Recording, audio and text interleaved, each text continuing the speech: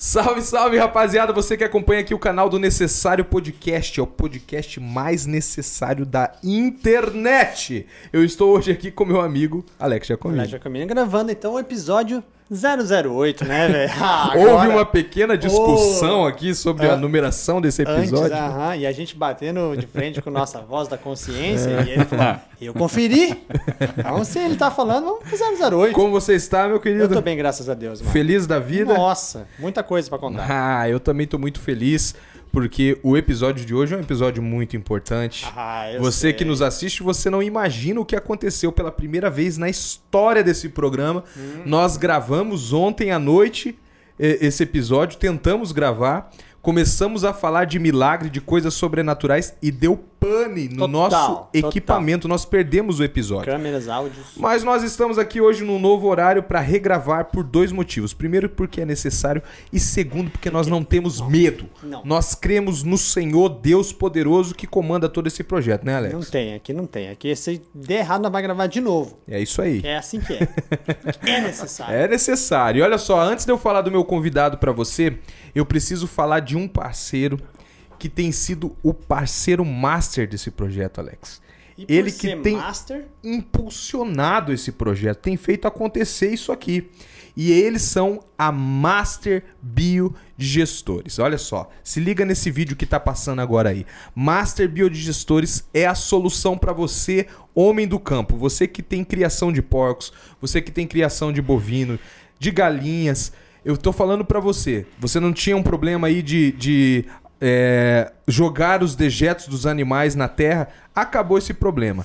Master Biodigestores faz um projeto de um grande biodigestor com engenharia de primeira. Eles fazem tudo na medida, vai canalizar os dejetos dos animais, preservar o meio ambiente e ainda transformar isso em lucratividade para você e para sua propriedade. Vai fazer os dejetos virarem energia.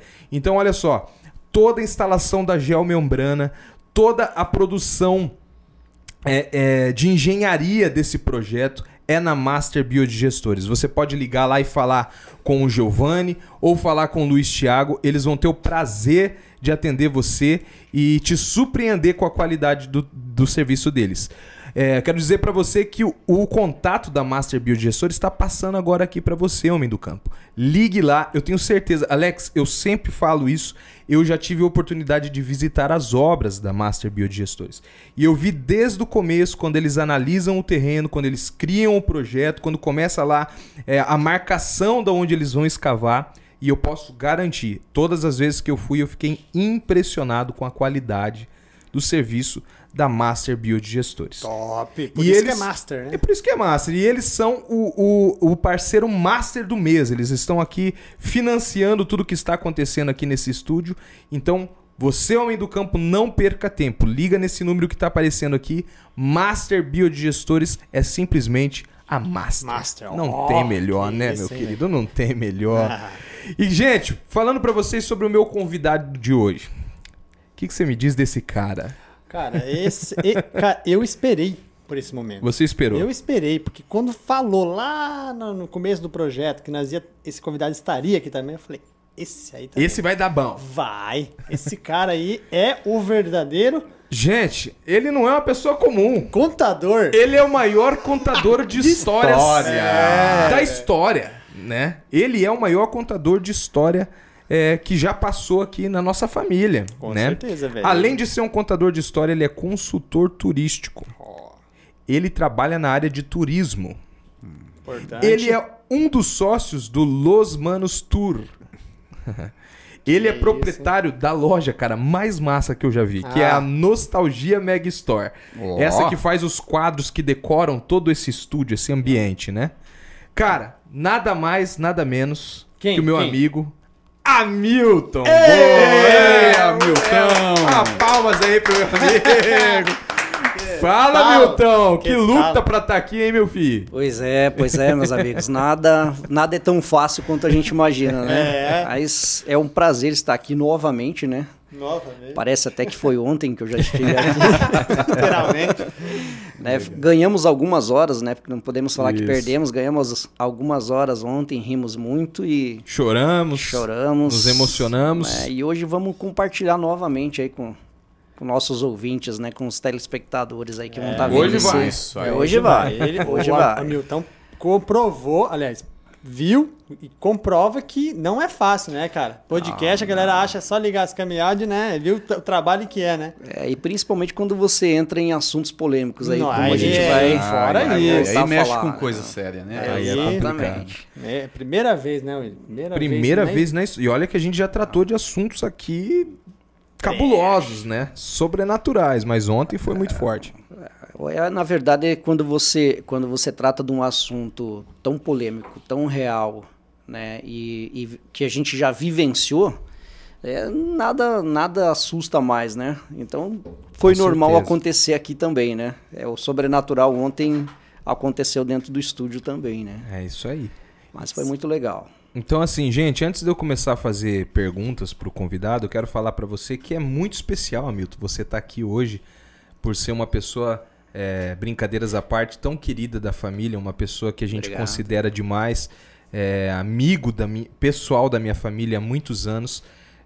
O Hamilton, ele acompanhou e ele sabe da importância e do sentimento que nós carregamos nesse projeto por causa do meu pai.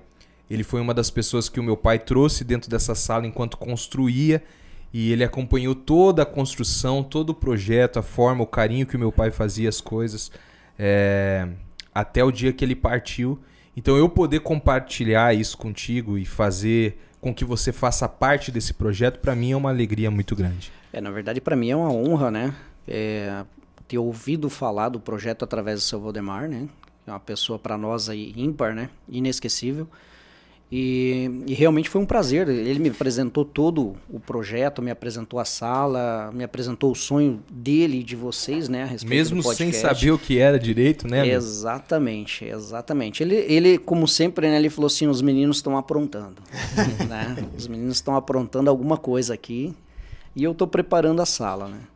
E aí tive o prazer de, na véspera da partida dele, passar um dia maravilhoso com ele aqui, né? Inclusive me apresentou todos os detalhes da sala, então foi mais inesquecível ainda para mim devido ao momento, né, que ocorreu. É isso aí, meu pai, né, o nosso pai, falta adjetivos aí, falta palavras para falar dele, porque ele foi incrível, ele é incrível, né, ele ainda permanece aqui. Eu gosto de falar isso para todo mundo quando nós entramos aqui. Hoje meu irmão chegou aqui e falou, cara, entrar nessa sala é diferente, entrar nessa sala é outro sentimento, apesar da gente já ter outro estúdio ali em outro lugar, mas essa sala ela emana o carinho do meu pai, né, e o que ele plantou em nós, né, Yuri? É isso aí, cara. O cara já tá querendo chorar. O homem que chora, difícil, cara. que chora com clique. Mas é porque envolve sentimento, emoção e outra. Eu falo, mano, brinca, né? Mas, cara, dá vontade de morar nessa sala aqui. Mas véio. É que você sabe, falando aí do que eu vejo de fora, né? O estúdio teve um pouquinho da mão de todo mundo. É óbvio que muito mais do seu Valdemar, mas todo mundo tem um detalhe lá dentro. 98%. E aqui, tirando a decoração, é 100% Valdemar, né? Você olha, verdade. Foi tudo manual, foi tudo feito por ele, os detalhes, os cuidados. Então, acho que esse sentimento aqui é bem mais intenso, né? Eu que não venho aqui todo dia, quando eu entro aqui, todas as vezes eu sinto esse carinho, esse cuidado dele, né? Em tudo. Isso é muito legal, cara, porque falando nesse assunto das pessoas que ajudaram esse projeto, é claro, meu pai veio, ele pintou, ele colocou o carpê, ele tinha uma pressa para fazer, ele montou essa mesa, a gente levantou tudo isso aqui para colocar a TV, o suporte da TV ele fez com ferro ali, só que assim, ele só fez tudo isso porque teve pessoas que acreditaram no projeto, que ajudaram, né? Você foi uma dessas pessoas e teve inúmeras pessoas que nos abençoaram para que isso aqui fosse feito, né? Eu me lembro que quando aconteceu tudo isso, há 9 meses atrás, a primeira coisa que eu pensei foi, não quero mais fazer. E a sala estava totalmente incompleta. Ela estava pintada, ela estava com carpê, mas nós não tínhamos nada, não tinha decoração, a não ser essa prateleira que o meu pai fez aqui atrás. E nessa hora que eu tava pensando em desistir do projeto, as pessoas se levantaram e falaram, não, cara, eu vou dar tal coisa, eu vou fazer tal coisa, vamos pra cima, William, é necessário, você precisa, né? Então isso é legal falar, né, cara? A gente tá aqui porque conhecemos pessoas incríveis que esteve comigo em momentos felizes, mas no momento triste também chegaram junto comigo, né? Então isso foi muito especial. Falando de presente, cara, eu não posso começar a falar aqui nesse episódio sem falar desse presente maravilhoso que nós ganhamos aqui, gente. Dá uma olhada, mostra lá, Alex. Esse presente aqui, lindíssimo, que é um copo totalmente... Como que é o nome desse copo? Térmico. Térmico. Um copo totalmente térmico que mantém a nossa... água geladinha, refrigerante geladinho aqui. Foi um presente carinhoso, amoroso do casal Vergara que esteve aqui no último episódio, no episódio anterior. E a Daphne e o André... Tá até mais gostosa a Eles água, fizeram com muito demais. carinho esse copo, cara. E eu fiquei, assim, muito feliz de receber esse presente. Deus abençoe vocês. Deixou a sala mais chique. O que você achou, Milton? Dá uma olhada. Na verdade, eu fiquei surpreso, porque normalmente copo de propaganda promocional, ele não funciona, né? E esse aqui não. Ontem a gente ficou aqui por 2 horas e 2 horas a minha água estava gelada. Né, cara? É impressionante. Então foi um presente muito carinhoso. Deus abençoe vocês. A gente não precisa falar o quanto nós amamos vocês e... enfim, né? Mas é isso aí, cara. Falando do Hamilton, tirando um pouco essa emoção, que depois nós voltamos a falar nele de novo, eu quero saber um pouco de você, mano. A primeira pergunta é aquela de praxe, né? Onde que você nasceu, de onde que você veio, de onde que você brotou, qual planeta? Conta pra gente. Então, aí vocês vão entender o porquê do contador de história, né? Eu vim da cidade de Pato Branco. Daí? Pato Branco daí.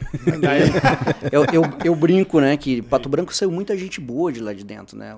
O Alexandre Pato saiu de lá, né? Cara, eu sou suspeito de falar, né? Sim, vocês conhecem lá, cara, Filhos do Homem. O meu álbum foi quase todos os álbuns, os CDs foram gravados lá no FDH Music.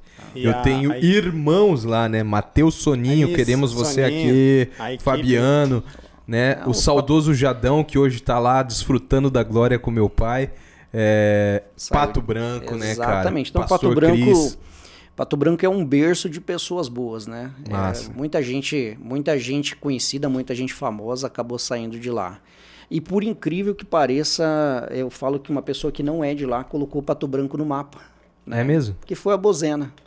A Bozena, a saudosa Bozena do programa Toma Lá da Cá. Isso mesmo, Bozena. Toma Lá da Cá. Você ia falar Sai de Baixo. Ela partiu também, né? Na Magna. Não, todo mundo confunde isso. Não foi ela que partiu? Eu trabalho com turismo, quando eu falo, eu sou de Pato Branco, eu falo, você é daquela cidade da atriz lá que faleceu.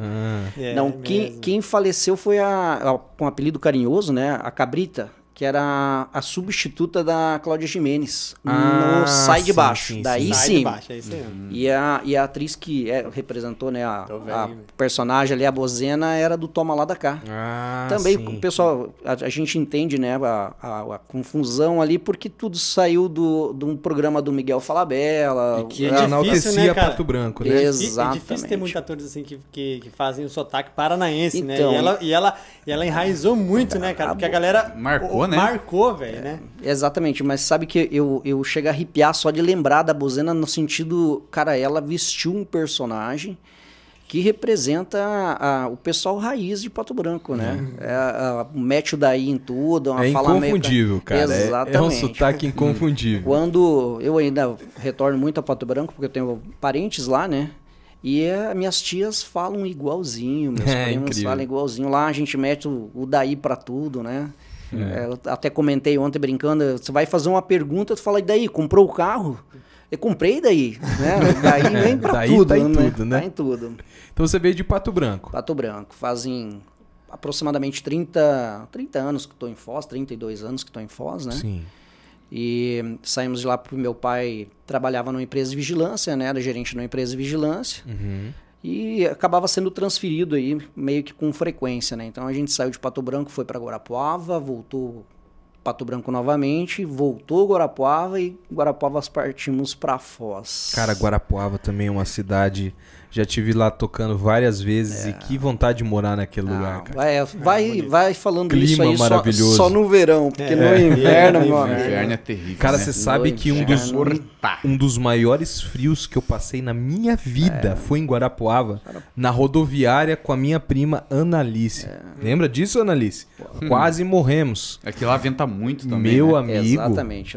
É um lugar muito alto, né? É um lugar muito aberto e com a temperatura baixíssima. E daí com o vento, a sensação térmica, ela realmente judia. Temos bastantes amigos lá, né? Pessoas que nos recebem muito bem quando eu vou tocar com a banda lá.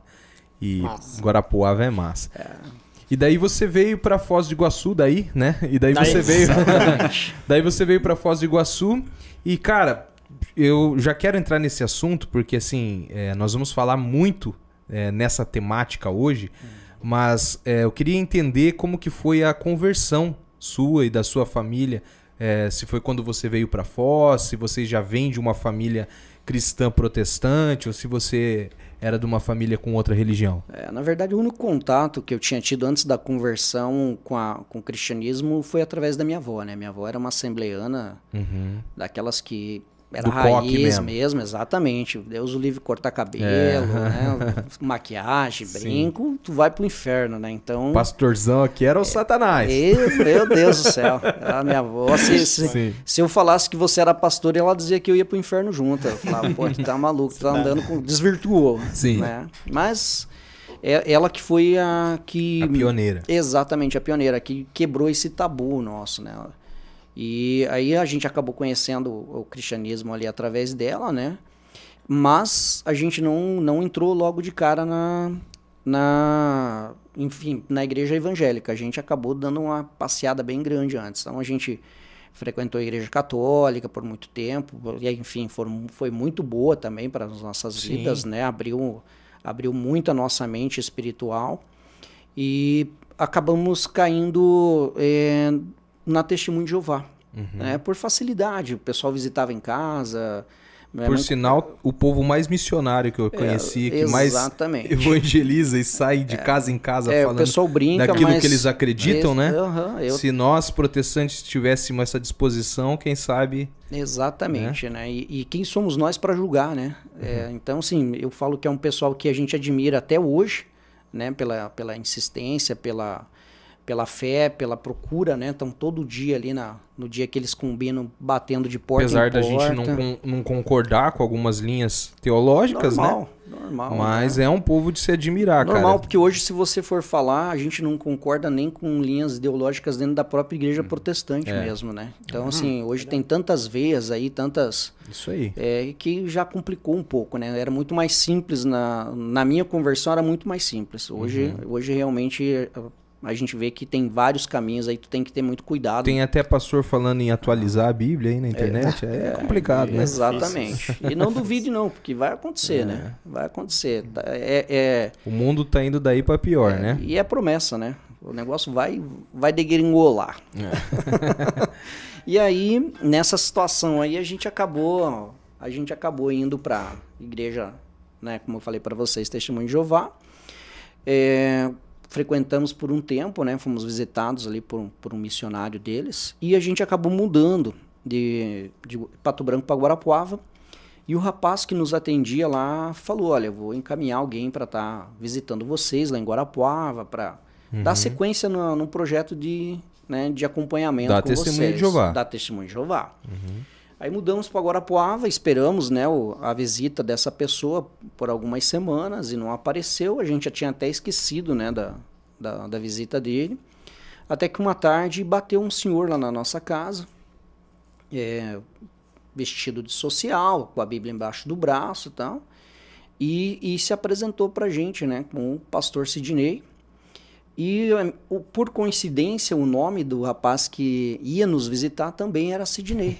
Cristocidência. Cristocidência. E a minha mãe falou, a gente estava esperando você há algum tempo.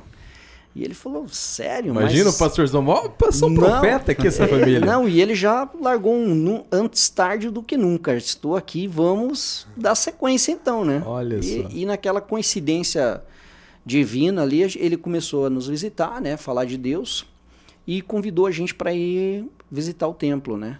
E na época, minha família é grande, né? Nós somos em 4 irmãos, né? São 3 meninos e uma menina, né? Mais pai e mãe. E aí, ele convidou a gente para ir na igreja, a gente deu aquela desculpa, né? De, muita gente, não temos como ir e tal. Na época, se eu não me engano, meu pai estava mexendo no carro. Mas eles tinham um trabalho muito bacana, eles tinham uma Kombi que passava de casa em casa, levando o pessoal. Cara, fenomenal aquilo, assim. Eu lembro que a gente torcia que o carro não funcionasse, que a Brasília não... Para poder ir de Kombi para a igreja. E ali começou a nossa conversão. O primeiro que se batizou foi meu irmão, do meio, né, dos meninos ali. E aí a família toda na sequência, demorando alguns anos para o batismo do meu pai, né?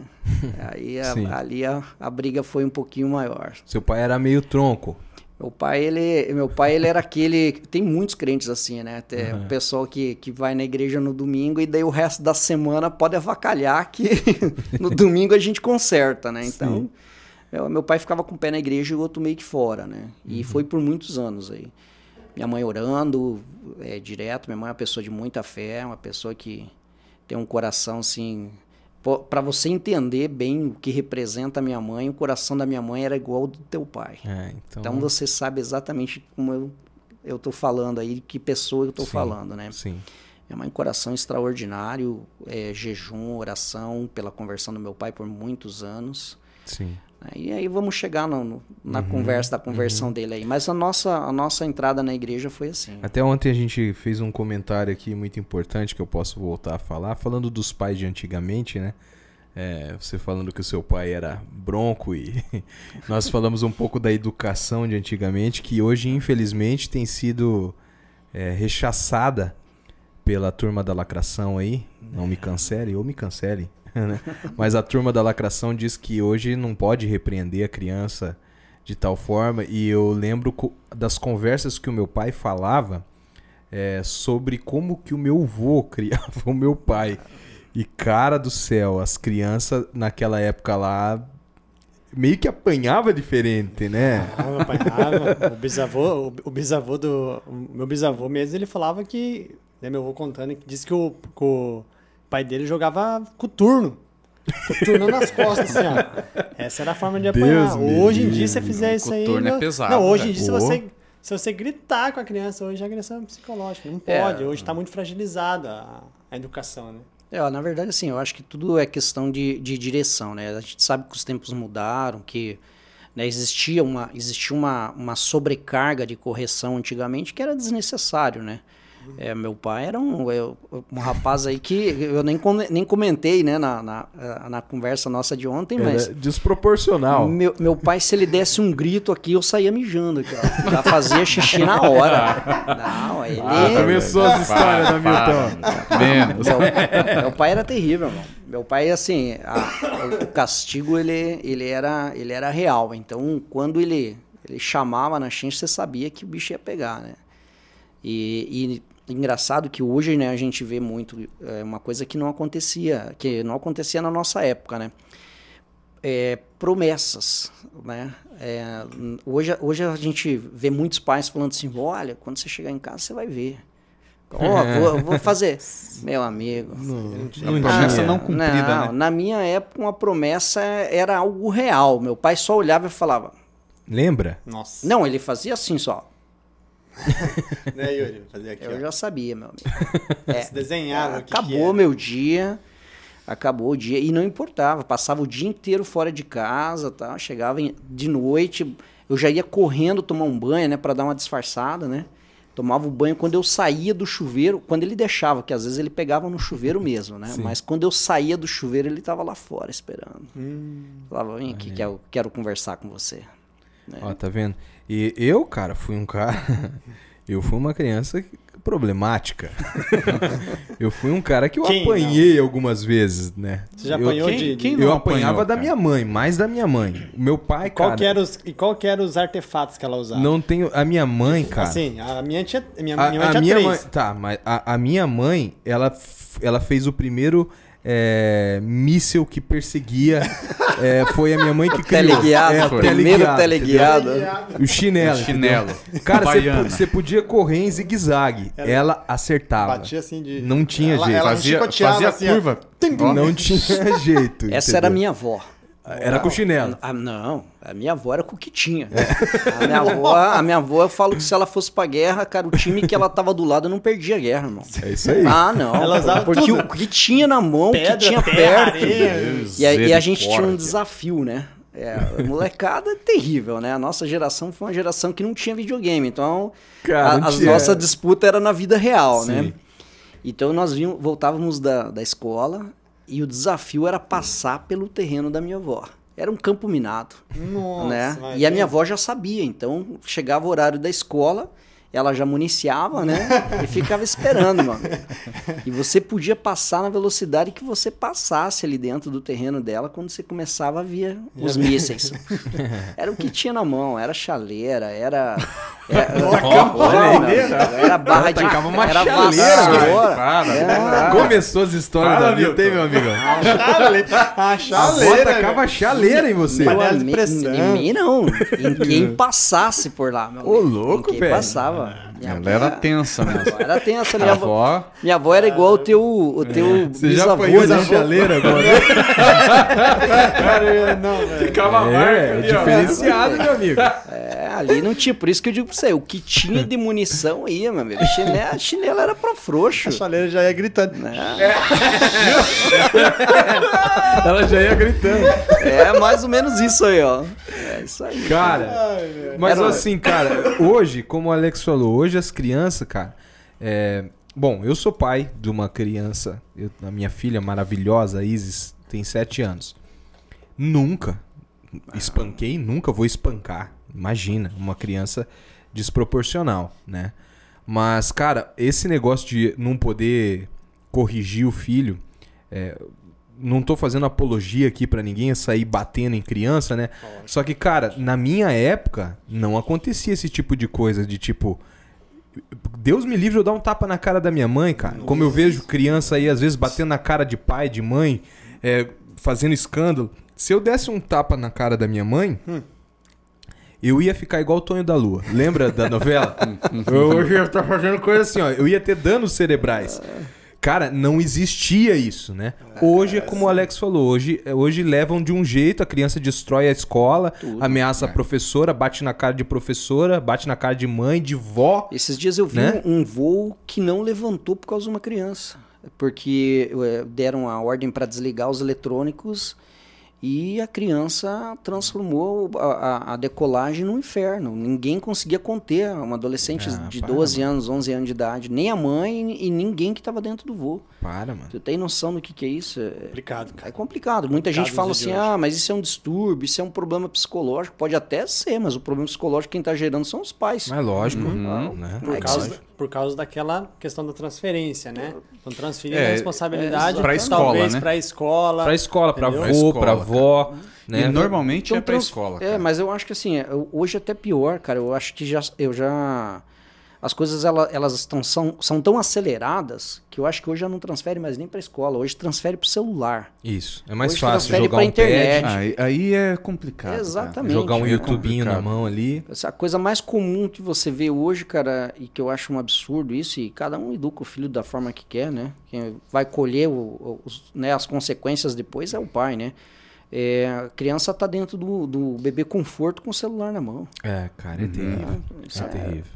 Então é muita informação distorcida, é muito conteúdo para uma criança que não sabe separar o que é certo e o que é errado, né? Cara, hoje as crianças já nascem com o dedinho assim, ó. Né? É incrível, mano. Incrível. Mas, ó, fica a dica para você que tá assistindo aqui esse episódio, você que tem filho, que tá desobedecendo, compra uma chaleira. Você coloca...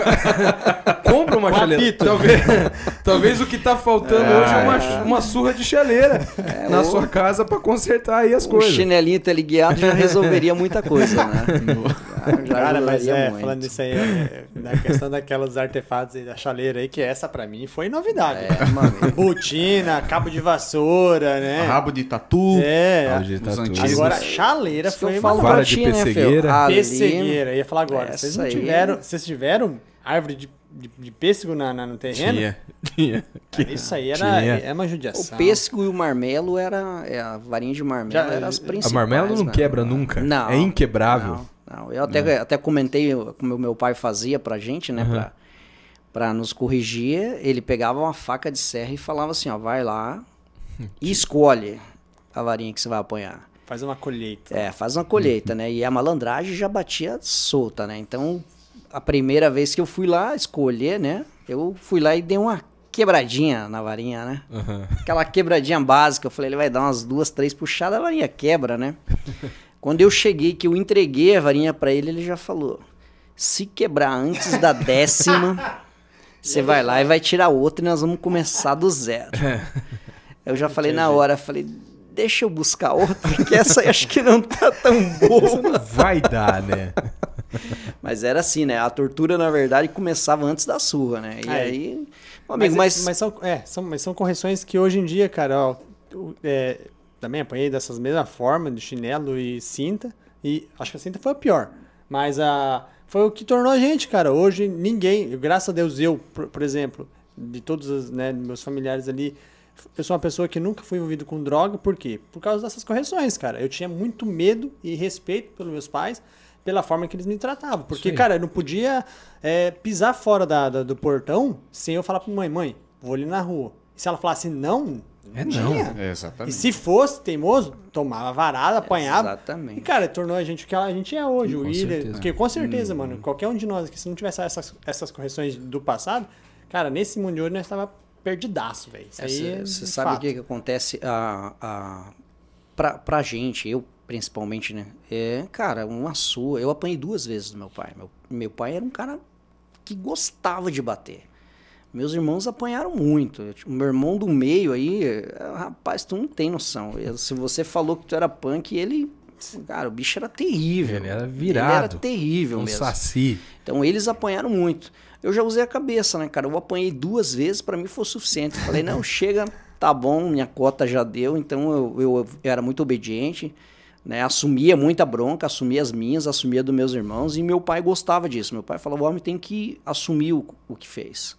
Né? Meu pai era aquele cara que ele corrigia, mas ele também dava crédito pro filho. Ele confiava, ele falava, olha, se você falar pra mim que aconteceu assim, eu vou defender você em qualquer instância.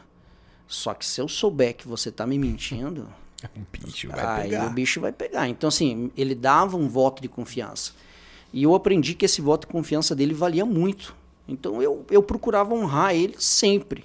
Estimular a verdade. Cara, e daí você... Essa é a palavra, honrar, mano. E eu fui um menino que, cara, hoje a gente brinca, né? Não tem as deficiências físicas que tinham na nossa época. Eu era um deficiente visual. Eu era um deficiente físico na escola. Na nossa época, usar óculos, meu amigo, era a mesma coisa que você ser retardado. Era bullying 24 horas, era 4 olhos, já sou meio moreninho, então era um negão, era não sei o quê. Isso a gente nem ligava. Na nossa época, meu irmão, o negão era o meu codinome. O cara perguntava lá, e você? Eu falava, eu sou o negão. Eu tinha um amigo, cara, o Marcos, deve estar assistindo aqui, o apelido dele era Negote, ele era negro, né? Se nós chamássemos ele de Marcos, ele ficava bravo, cara. Não, cara, me chama de Negote, é o meu apelido, entendeu? Acabou. E hoje em dia tá complicado, né? Complicado mesmo. Exatamente. E eu resolvia o problema de bullying eu mesmo. No soco, meu amigo. Exatamente. O cara falava 4 olhos, eu falava 2 a mais pra poder te enxergar. E ó, na hora. Na hora, meu amigo. Isso aí. Entendeu? E daí, o que acontece hoje, cara?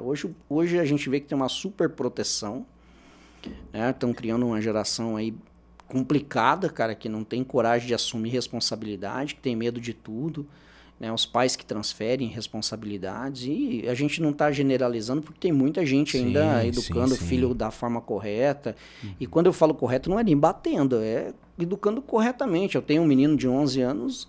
Cara, meu filho foi corrigido uma vez na vida. Hoje é uma criança extremamente educada, é malandrinho como toda criança, né? Tem as brincadeiras dele. A minha esposa fala que ele tá numa fase debochada, que agora ele gosta de brincar com a gente, de fazer as pegadinhas dele, né, e tal. Trollar, como diz a Isa. O meu também, ele mesmo fala, trolei vocês, tal. Então, só que ele não tá numa fase mal educada, ele tá numa fase divertida da vida dele, né? Mas, cara, foi uma vez só, foi o suficiente. Hoje, se ele tá extrapolando o que eu olho para ele, meu amigo, ele já sabe que acabou. Já Respeita, deu, né? Já deu. Até esses dias aconteceu uma situação bem interessante aí que eu gosto de contar ela, cara, que me surpreendeu. Ele faz taekwondo, né? E aí teve passagem de faixa tal, esses dias atrás, e daí entrou as férias. Aí ele falou pra mim que ia ter um acampamento ali do pessoal da academia e que ele gostaria de participar. E eram 5 dias de acampamento. Eu pedi para a professora para ela me mandar, né, a programação do acampamento para ver se era interessante mandar ele e tal. E eu não achei interessante, assim, eu achei que as férias dele também, vamos curtir um pouco ele e tal, ficar 5 dias longe dele, e eu realmente não curti muito a proposta dela para os 5 dias, né. E ele estava sentadinho na minha frente quando eu recebi essa lista dela, né, e ele já estava todo empolgadinho para ir para o acampamento. Aí eu falei, filho, o pai recebeu aqui a programação dos 5 dias da escola, não achei interessante, tá? O pai acha que isso aqui não vai te agradar, tal. Ele olhou para trás assim, cara, você imagina, né? A criança está preparada psicologicamente para aquilo, né? Exatamente. Ele olhou para trás e eu já esperava uma resposta meio, né? Mais questionando a minha decisão, né? Exatamente. Ele olhou para trás e falou assim, meu pai, não precisa me explicar. Se o senhor está dizendo que não é bom para mim, não é bom para mim. Cara, uma criança de 11 anos de idade. Falei, não, meu pai. Ele falou, não, pai, não precisa não. Se o senhor está dizendo que não é bom, não é bom. Pode ficar tranquilo. É a forma da educação, né? Exatamente. Eu acho que nesse assunto, para encerrar, você disse a palavra mágica, honra, né? A Bíblia diz, honre o seu pai e a sua mãe e se prolongará os seus dias na terra. Então, você que é filho e quer viver muito, honre o seu pai e sua mãe. Você que é pai e que é mãe e quer que o seu filho viva muito, eduque ele para que ele honre você, e o mundo não precisa ensinar para ele o que é respeito, né? Porque se o mundo for ensinar... Não vai ensinar com complica, varinha, né? Não é com vara, não, né? Para finalizar isso aí, assim, é uma coisa que eu carrego muito comigo. Eu não crio meu filho para mim. Eu crio meu filho para o mundo. Se eu crio meu filho para o mundo, eu tenho que pensar que ele vai ser amigo de alguém, né? Que ele vai ser namorado, que ele vai ser marido, né? Que ele vai ser funcionário, enfim, vizinho, né? E eu tenho que criar uma pessoa boa para todo mundo, não só para mim. Né? Então, acho que essa é uma direção boa.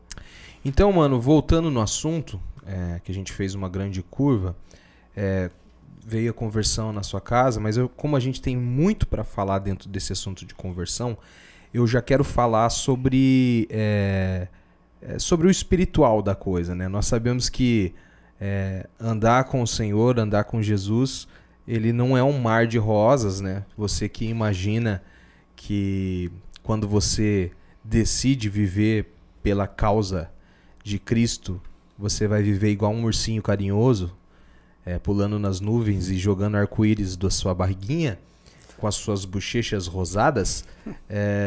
Não, andar com Jesus é aquela parada de pegar a sua cruz e seguir mesmo. Tem coisa muito boa, tem base muito boa, tem provisão de Deus, mas tem porrada, tem batalha, né? E para falar nesse assunto, cara, eu quero que você fale para mim. Comece por aqui. Você fale para mim de um projeto, de um acampamento que você participou, e eu acredito que através desse projeto você passou a conhecer o que significa batalha espiritual. Como é que foi isso aí? A batalha espiritual a gente já enfrentou ontem aqui, né? Forte. Só mais exatamente. Na verdade, fiz parte de um projeto missionário, né? Foi criado por um cara muito bom, muito legal. Exatamente. Na verdade, a gente foi... Eu caí, como eu disse, de paraquedas, né? Eu fui convidado. Deus me Deus me colocou no lugar certo, na hora certa. Levantou 2 loucos que criaram isso aí. Exatamente. Pastor William e Pastor Eloir, né? Me convidaram para fazer parte desse acamp e era muito bacana porque não carregava placa de igreja, né? Sim. Que foi a primeira preocupação que eu tive na época, era assim, pô, eu sou metodista, né? A igreja minha é tradicional.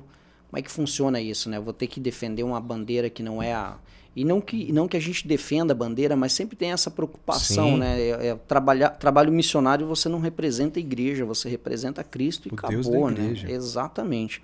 Então, quando eu soube que não tinha bandeira, que a gente não ia, né, carregar isso aí, foi muito bacana. Eu acabei fazendo parte desse projeto, trabalhava com a igreja perseguida.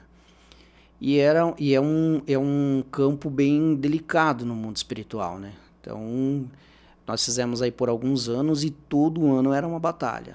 Era uma batalha espiritual antes, durante e depois do acamp. Isso, o acamp ele era um movimento, para você que nos assiste, que eu não posso falar muito aqui, porque talvez nós voltamos a fazer esse projeto ainda, e daí quebra o encanto da sua experiência. Mas o projeto em si, desse acampamento, ele tratava como uma simulação. Você passava um dia, 24 horas dentro de uma cena de perseguição da igreja. Você ia para lá, para esse acampamento, como um missionário e vivenciava um pouquinho do que é a perseguição aos cristãos. E daí por que isso eu acredito que causava batalha espiritual? Porque nós mexíamos com toda a estrutura de uma pessoa que se diz cristão. Exatamente. Né? Nós mexíamos com tradições, nós mexíamos com convicções, nós mexíamos com emoção, com experiência e incisivamente nós mexíamos com o sobrenatural, né, Hamilton? Na verdade, o sobrenatural ele era muito real nesse projeto, né? Sim. Do início ao fim. Então, o mais bacana que eu achava desse projeto era que, assim, as pessoas elas entravam dentro do projeto falando assim, olha, eu não me encaixo nisso, né? Porque eu não consigo imaginar que eu estou num lugar onde eu estou sendo perseguido, onde a igreja é perseguida. E no fim do acamping, essa pessoa ela vinha e falava assim, meus amigos, eu esqueci totalmente que era uma simulação. Que era uma simulação. Eu realmente acreditei que eu estava sendo perseguido. E que eu ia morrer. Que eu ia morrer. Teve só um spoilerzinho ali. Teve um rapaz, para tu ter noção, que ele acreditou a tal ponto que ele ia morrer, que foi jogado água nele, ele achou que era gasolina. Ele sentiu o cheiro da gasolina. Isso é verdade. Ele sentiu o cheiro da gasolina. E psicológico total, né? Era muito no psicológico, né? Eu, se eu não me engano, acho que foi o único cara que negou, né? Foi o único cara que negou. Sim. Em anos de acamping, foi um cara que realmente ele achou que ele ia morrer e ele cara, amarelou.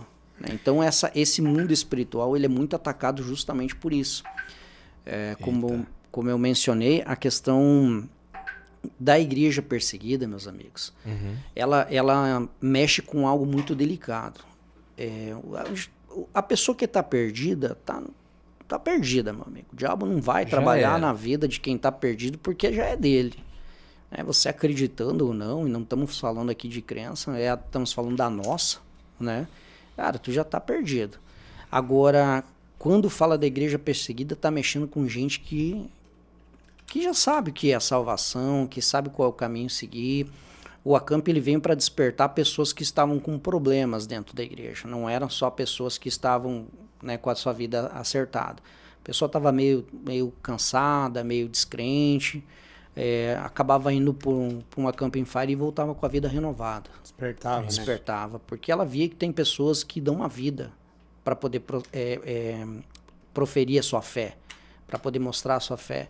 E ela tendo tudo, né, a liberdade que a gente tem ainda no Brasil, né, que já está sendo atacada, né, de alguma forma já está sendo atacada, mas a liberdade que a gente tem de ir para a igreja, de carregar uma Bíblia embaixo do braço, de poder louvar a Deus numa praça, isso aí não tem preço. Isso aí é tudo o que você está comentando é sobre da galera que participava, né? E a galera que fazia, né? Que estava por trás ali do evento ali. Tinha Pastores, mano. Pastores, sim. Pastores. Praticamente quase todos os pastores, presbíteros. Existia uma preparação também, assim? Sim, a preparação era muito intensa, né? A gente começava a se preparar 3 meses antes, espiritualmente. Vigília, oração, jejum, consagração, né? Nos reuníamos, fazíamos isso em grupo. E ali já começava as afrontas, né? Do inimigo. A gente já começava a ser atacado. As batalhas mesmo. As batalhas espirituais ali, elas já eram muito grandes, né? É porque assim, ontem foi falado uma coisa importante e que eu quero frisar hoje, é que o mundo espiritual e sobrenatural, ao meu ver, a gente brinca bastante aqui, parecemos meninos, né? Mas eu tô indo para 12 anos que eu sou pastor. E além de eu ser cantor, de eu ter uma banda de rock, há 12 anos eu pastoreio e cuido de pessoas. Já trabalhei inúmeras vezes com libertação. Já tive que visitar pessoas possessas de espíritos malignos várias vezes. E uma coisa eu posso falar para você. O fato de você desacreditar, o fato de você não acreditar no que é falado nesse canal, não exclui a verdade, não anula a verdade de que existe o sobrenatural. Mas como viver o sobrenatural? A partir do momento que você predispõe a sua vida a ter experiências sobrenaturais, você entra aí num período de jejum, de consagração, de separação, você fatalmente, cedo ou tarde, vai romper essa linha do natural com o sobrenatural. O Hamilton disse uma coisa numa conversa muito importante. Ele disse que um pastor falava que o sobrenatural ele é mais real do que o natural, né, Hamilton? O natural, exatamente, porque o sobrenatural é eterno. Né? Uma hora nós somos passageiros. Né? Muito em breve a gente vai estar partindo daqui. E tem algo nos esperando do outro lado. Né? E isso é eterno. Essa é a nossa crença. Exatamente. E isso vai ser real. Isso é real, porque vai durar a eternidade. Isso aqui tudo é passageiro. Tanto que a ilusão, meus amigos, que a gente não leva nada. Né? O que você não consegue levar com você é ilusão. Não é real. Não é real. Então, quando você sonha, quem de nós aqui não sonhou já que estava preso dentro de um supermercado, no meio dos doces, quando era criança, né? Numa panificadora, onde a gente se esbaldava comendo, falava, esqueceram de mim. Né? Mas quando você acordava, não tinha nada daquilo.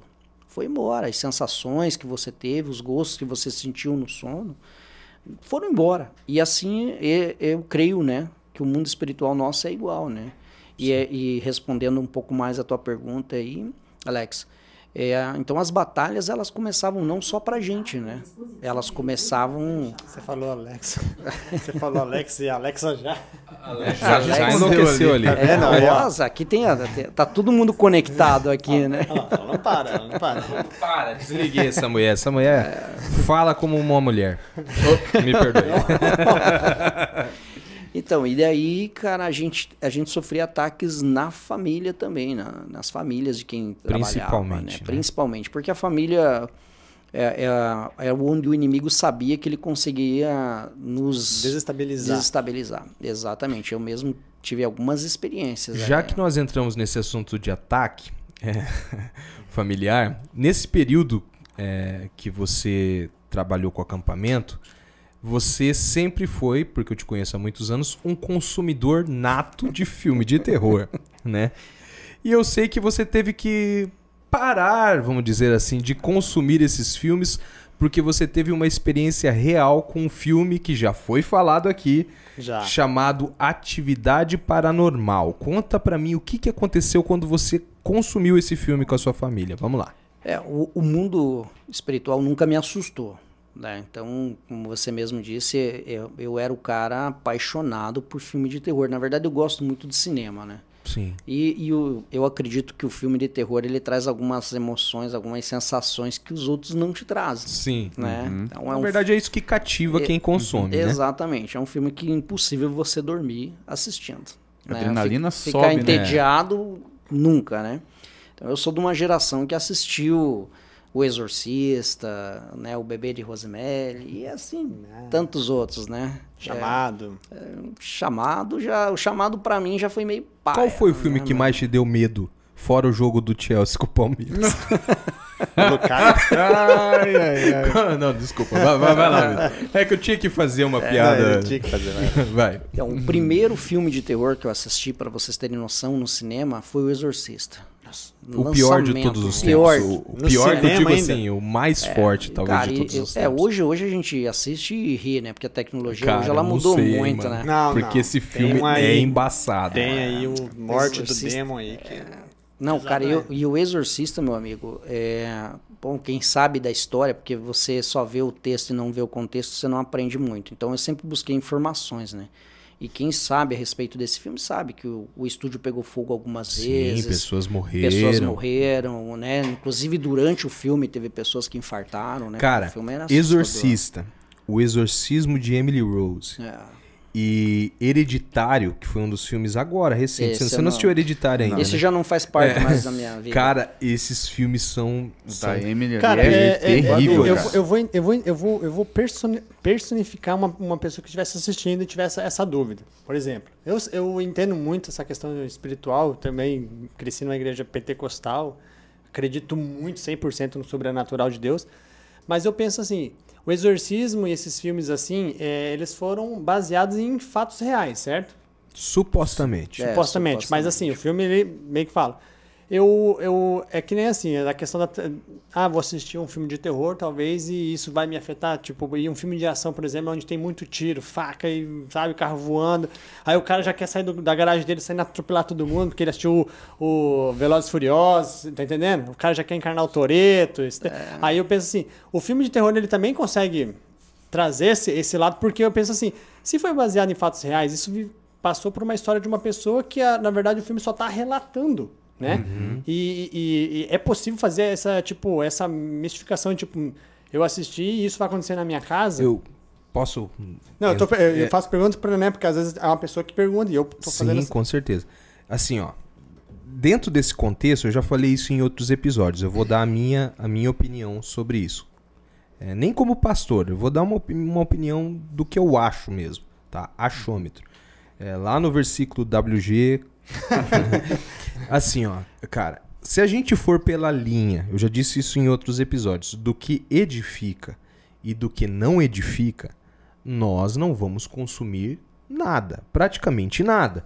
Porque às vezes você deixa de assistir um filme de terror porque ele te atrai vibrações ruins, mas você tem uma tendência à depressão, a ser deprimido e assiste um filme de drama que vai te deixar mal também. Uhum. Você vai chorar com aquilo ali e vai ficar remoendo aquilo. Então, entende?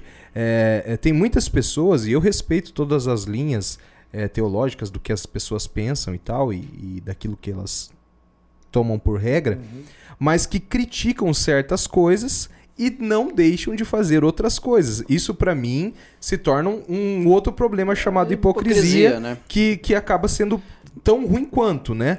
Mas, assim, respondendo assim a sua pergunta, ao meu ver, o filme de terror, com certeza, ele vai mexer com alguma área que, se você tem uma predisposição sensitiva do sobrenatural, ele vai aflorar isso aí, com certeza. Como numa pessoa que tem a predisposição a assistir um filme de ação. Por isso, exemplo. tem um pastor amigo meu, Anderson, lá de Curitiba, e ele me disse isso certa vez. Um grande homem de Deus, amigaço, espero você aqui ainda, marido da Bárbara, né? Um beijão pra vocês.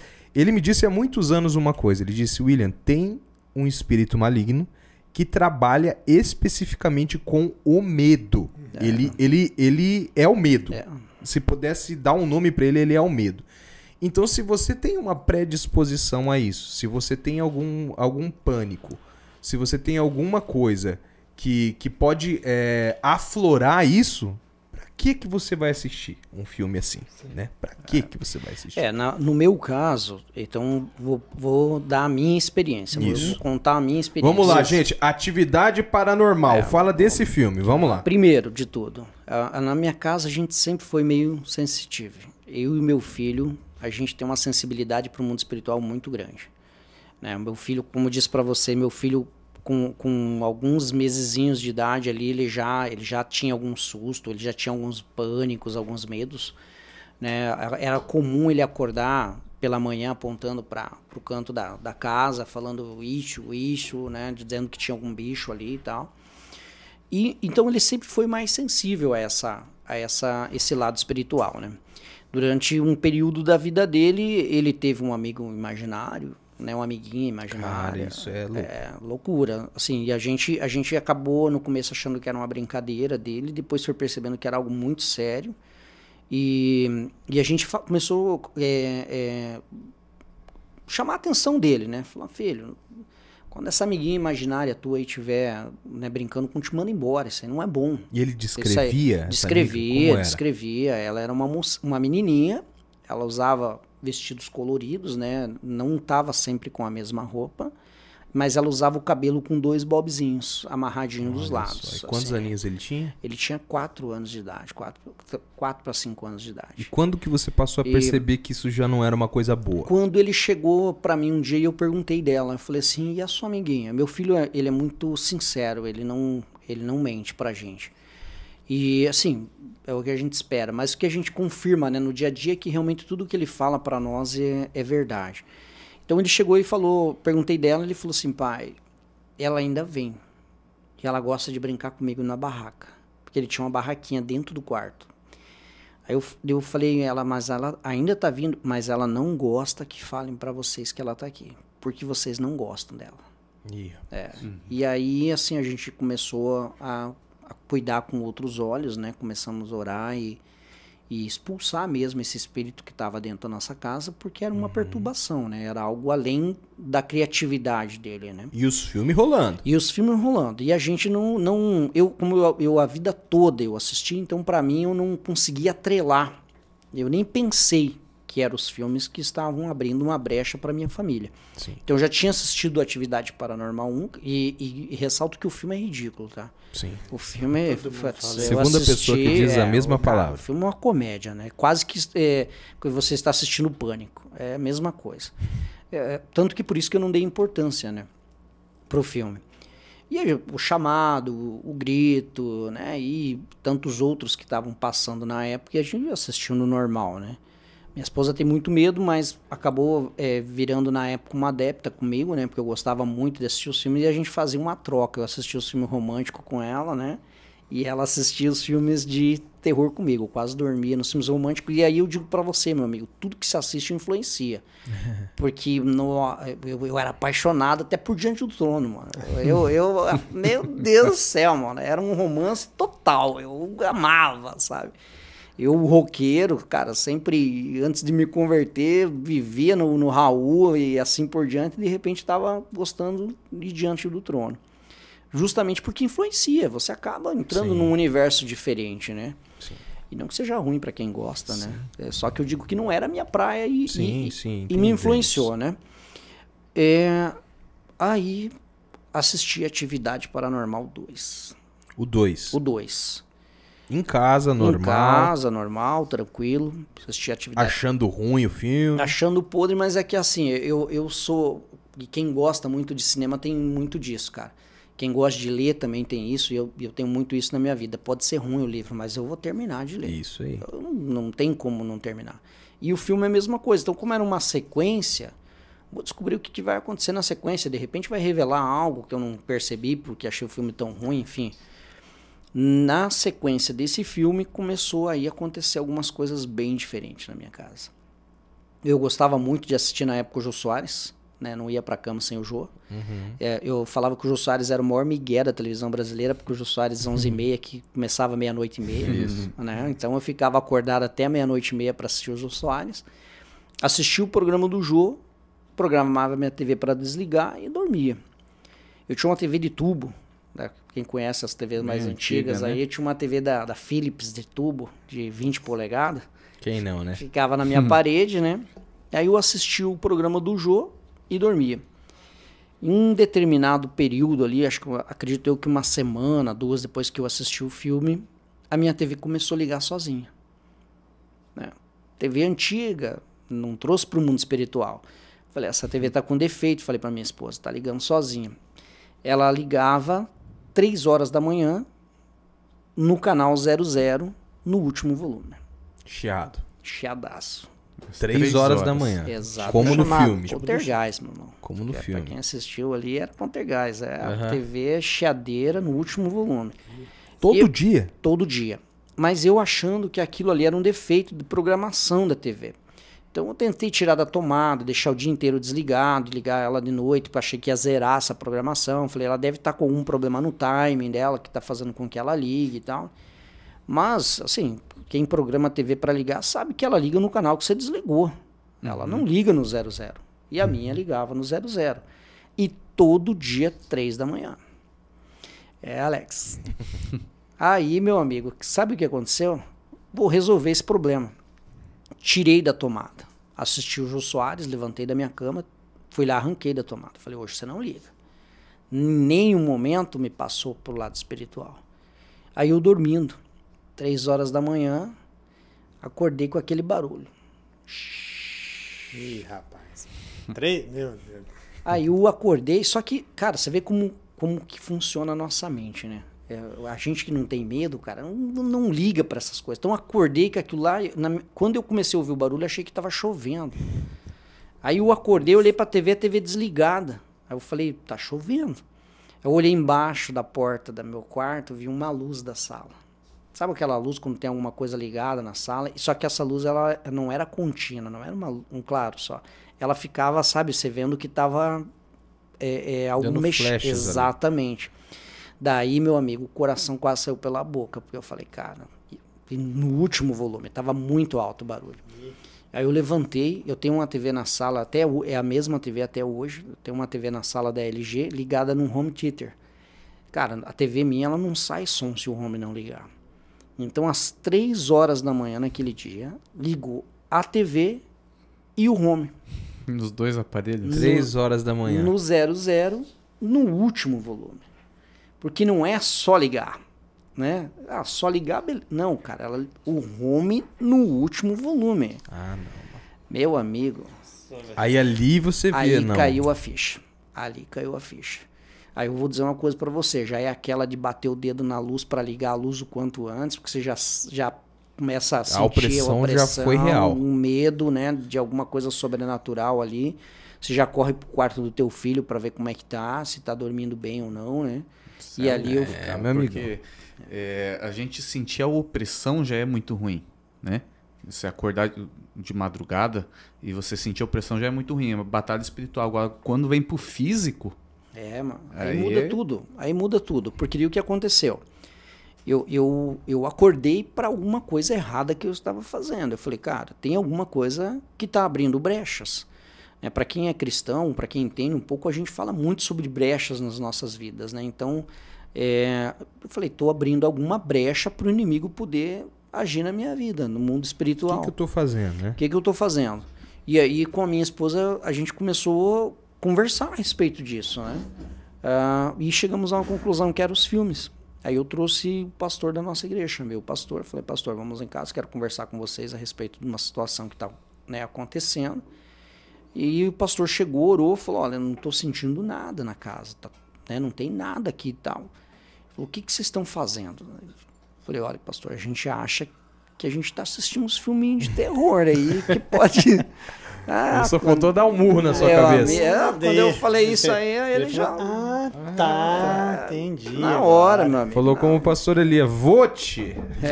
Mais ou menos isso. Ele falou pra nós assim, aí não, né, meu amigo? Aí não. Aí você vai na igreja domingo e na segunda vai assistir filme de terror.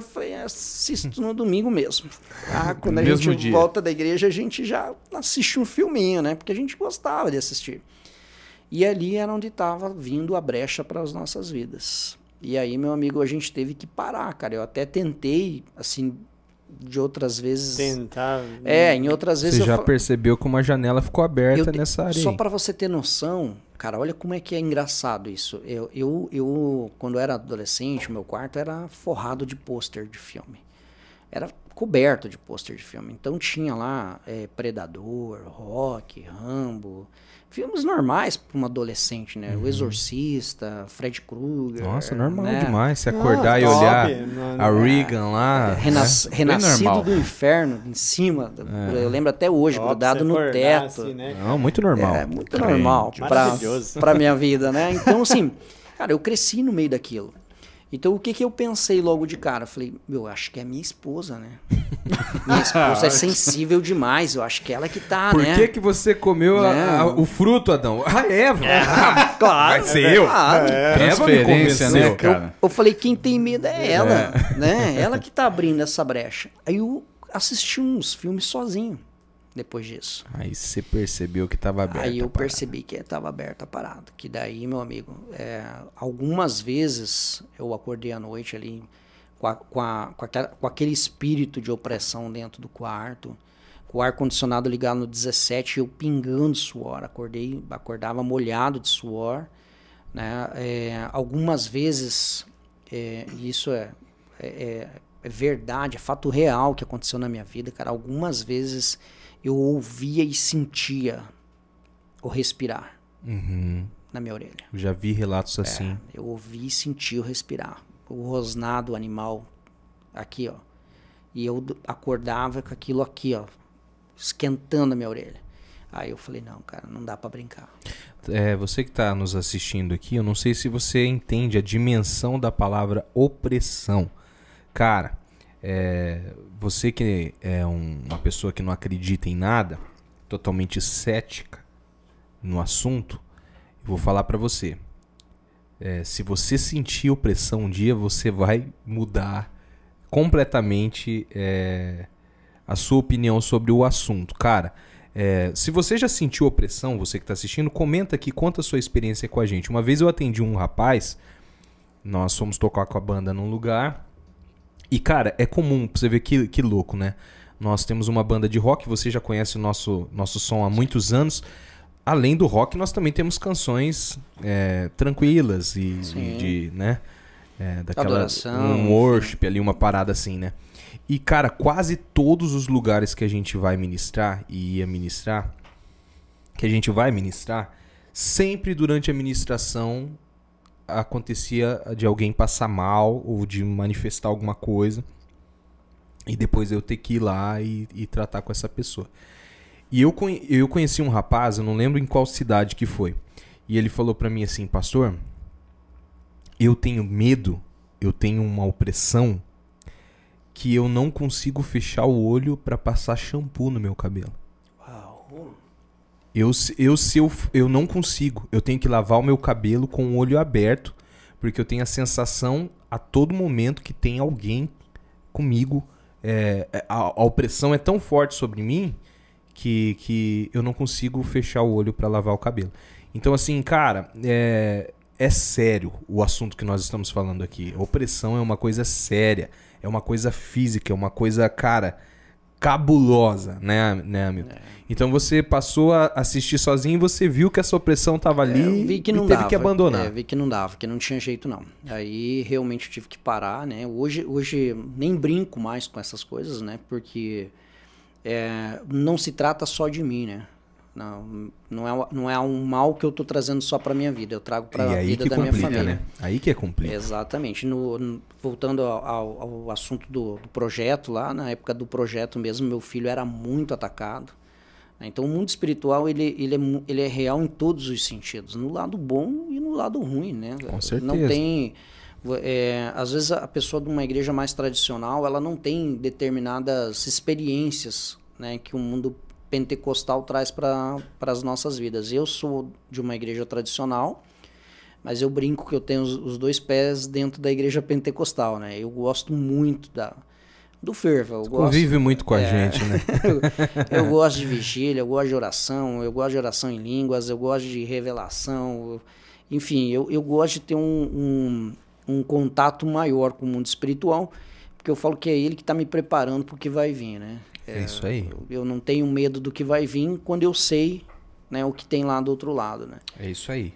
E dentro desse assunto, Hamilton, ainda, antes de eu passar para o próximo assunto, eu sei que aconteceu uma experiência pontual na sua vida de batalha espiritual, talvez a mais forte, a mais impactante, não foi aqui na cidade, né? Foi quando você morava em Santa Catarina. O que aconteceu? Como é que foi isso aí? Então, eu fui transferido para Santa Catarina junto com a minha esposa, através do trabalho dela, né? Ela foi promovida e com isso veio uma transferência e eu acabei pedindo também transferência na empresa que eu trabalhava e nós fomos embora para Itajaí, Santa Catarina. Quando eu mudei para Itajaí, minha esposa já estava lá faziam 3 meses, né? Ela foi primeiro do que eu. E no dia que eu mudei, foi o último Infire daquele período das nossas vidas que eu participei. O último acampamento. Não foi o último Infire do projeto, mas o projeto ele teve vamos esclarecer, foi o último comigo em Foz. Né? Foi o último acamping que eu participei estando em Foz. Eu saí do acamping e fui direto, dentro do meu carro já estavam as minhas coisas, eu saí do acamp e fui direto para Itajaí, embora. Nesse acamp, a gente sempre falava que as opressões elas começavam junto com o planejamento do projeto. Né? A gente tinha um sonho de fazer 2 acamp no ano, a gente nunca aguentou. Né? Porque as opressões, o desgaste espiritual e físico era gigantesco. Então eu fui para lá, eu peguei um resfriado no último acamp. E muita gente pode achar que não, mas eu tenho certeza que era espiritual. É comum a gente pegar resfriado, principalmente na cidade de Foz, aqui, que a temperatura oscila muito, né? Mas eu peguei um resfriado que não tinha cura mais, meu amigo. O resfriado que eu peguei durou mais de 3 meses. Eu fiquei gripado por 3 meses. Assim, medicamento direto, tudo, e não melhorava. Só foi melhorar quando eu despertei que não era uma doença física. Era espiritual. E aí eu procurei acompanhamento do meu pastor na época de lá. Né? No ano seguinte, a gente planejou um novo acamp. Né? Lembro que o pessoal ainda cogitou, mas tu vai conseguir vir, tu vai se deslocar. Eu falei, cara, esse projeto aí despertou no coração de vocês e vive no meu coração também. Então é um projeto que eu tenho um carinho muito grande e eu sei a importância que ele tem espiritualmente para a igreja e para as pessoas que participam, né? Do acamp. Não tem um que passou por dentro do acamp que não teve uma experiência divina com Deus, não tem um que não deu um testemunho diferenciado no final. Então eu sei que realmente ele importava para as pessoas que estavam ali, né? E eu falei, eu vou participar. E começamos a preparação, só que diferente dos outros anos, a minha preparação foi sozinha, foi separada do resto do grupo, né? O pessoal daqui de Foz preparando em grupo e eu lá sozinho, né? Orando, jejuando, me consagrando, colocando o acamp nas mãos de Deus, na direção de Deus. E começou as opressões na época. E aí, assim, é um assunto bem delicado, porque você fala em opressão, as pessoas já tem muita gente que não acredita. Mas o que nós vivemos lá foi uma opressão física espiritual. E aí, meu amigo, muda o conceito de qualquer um. Para você que assiste um filme de terror ali, é aquilo que tu vê no filme. É você ser pego, é você ser tocado, é você sentir, né, a entidade, a opressão do outro lado. Meu filho adoeceu no início da preparação. Uma semana que eu estava me preparando espiritualmente, meu filho adoeceu. E ele não melhorava.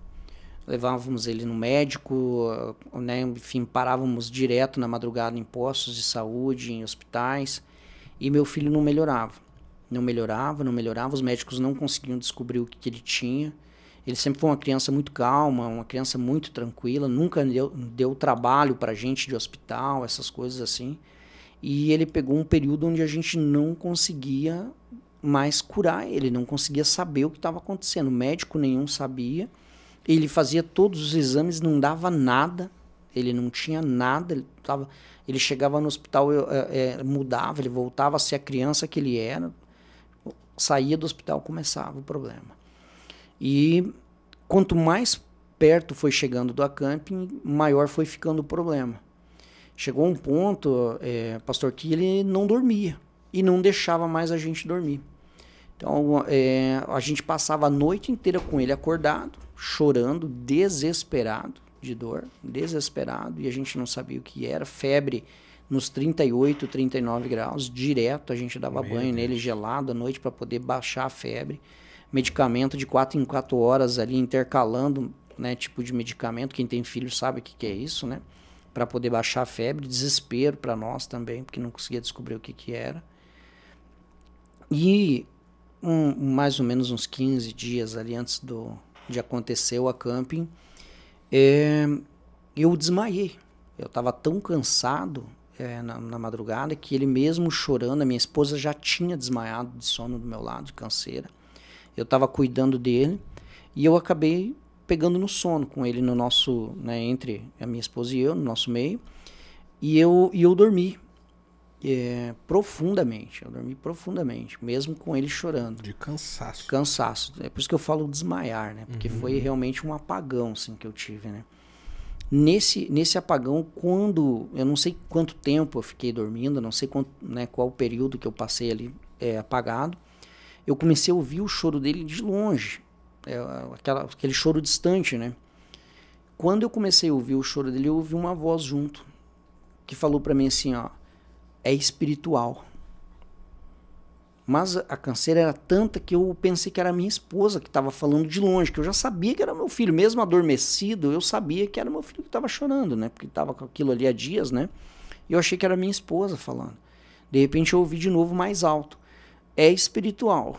Quando falou isso assim, que eu percebi que não era ela, porque não era a voz de mulher, não era a voz da minha esposa, era uma voz masculina que falou para mim. Quando falou pela segunda vez, eu acordei, eu meio que, sabe, quando você... parece um susto, tipo, não foi aquele despertar naturalmente. Quando eu acordei no susto, eu fui falar pra minha esposa na hora que era espiritual. E aí foi que eu tive a pior experiência da minha vida, em relação à opressão espiritual. Porque eu virei pra ela pra falar e eu senti exatamente a mão me pegando. Eu lembro de todos os detalhes, porque foi isso aqui, ó. Fez isso aqui e virou meu rosto de lado. Tapou seu nariz e sua boca ao mesmo tempo. E a boca ao mesmo tempo. Físico. E eu não conseguia me mexer, porque aquele espírito opressor estava em cima de mim. Ele não estava do lado, não foi só uma mão, ele estava em cima de mim.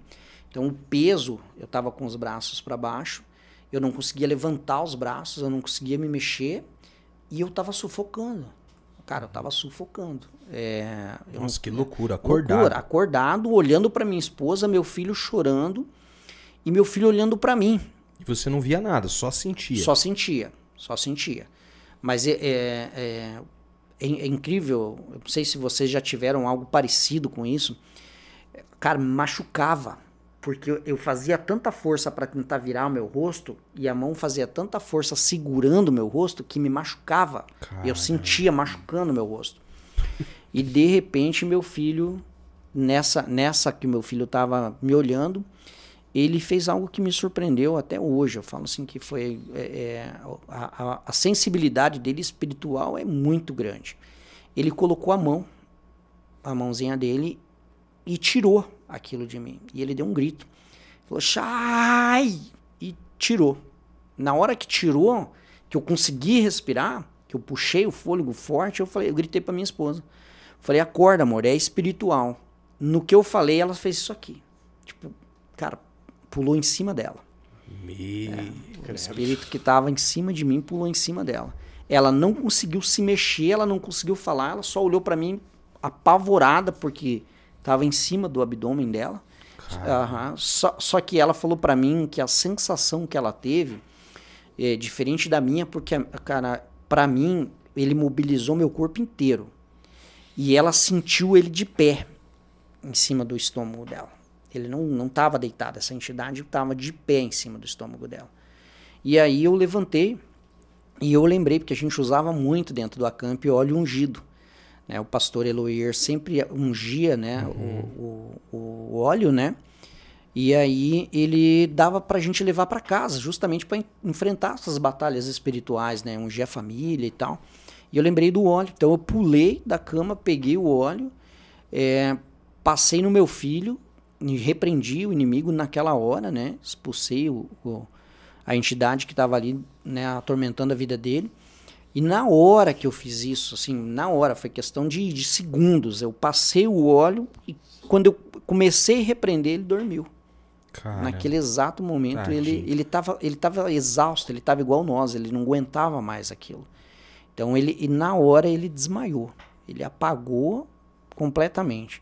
Aí eu fui para minha esposa, que estava congelada, que não conseguia se mexer por causa daquela opressão em cima dela, e fiz o mesmo.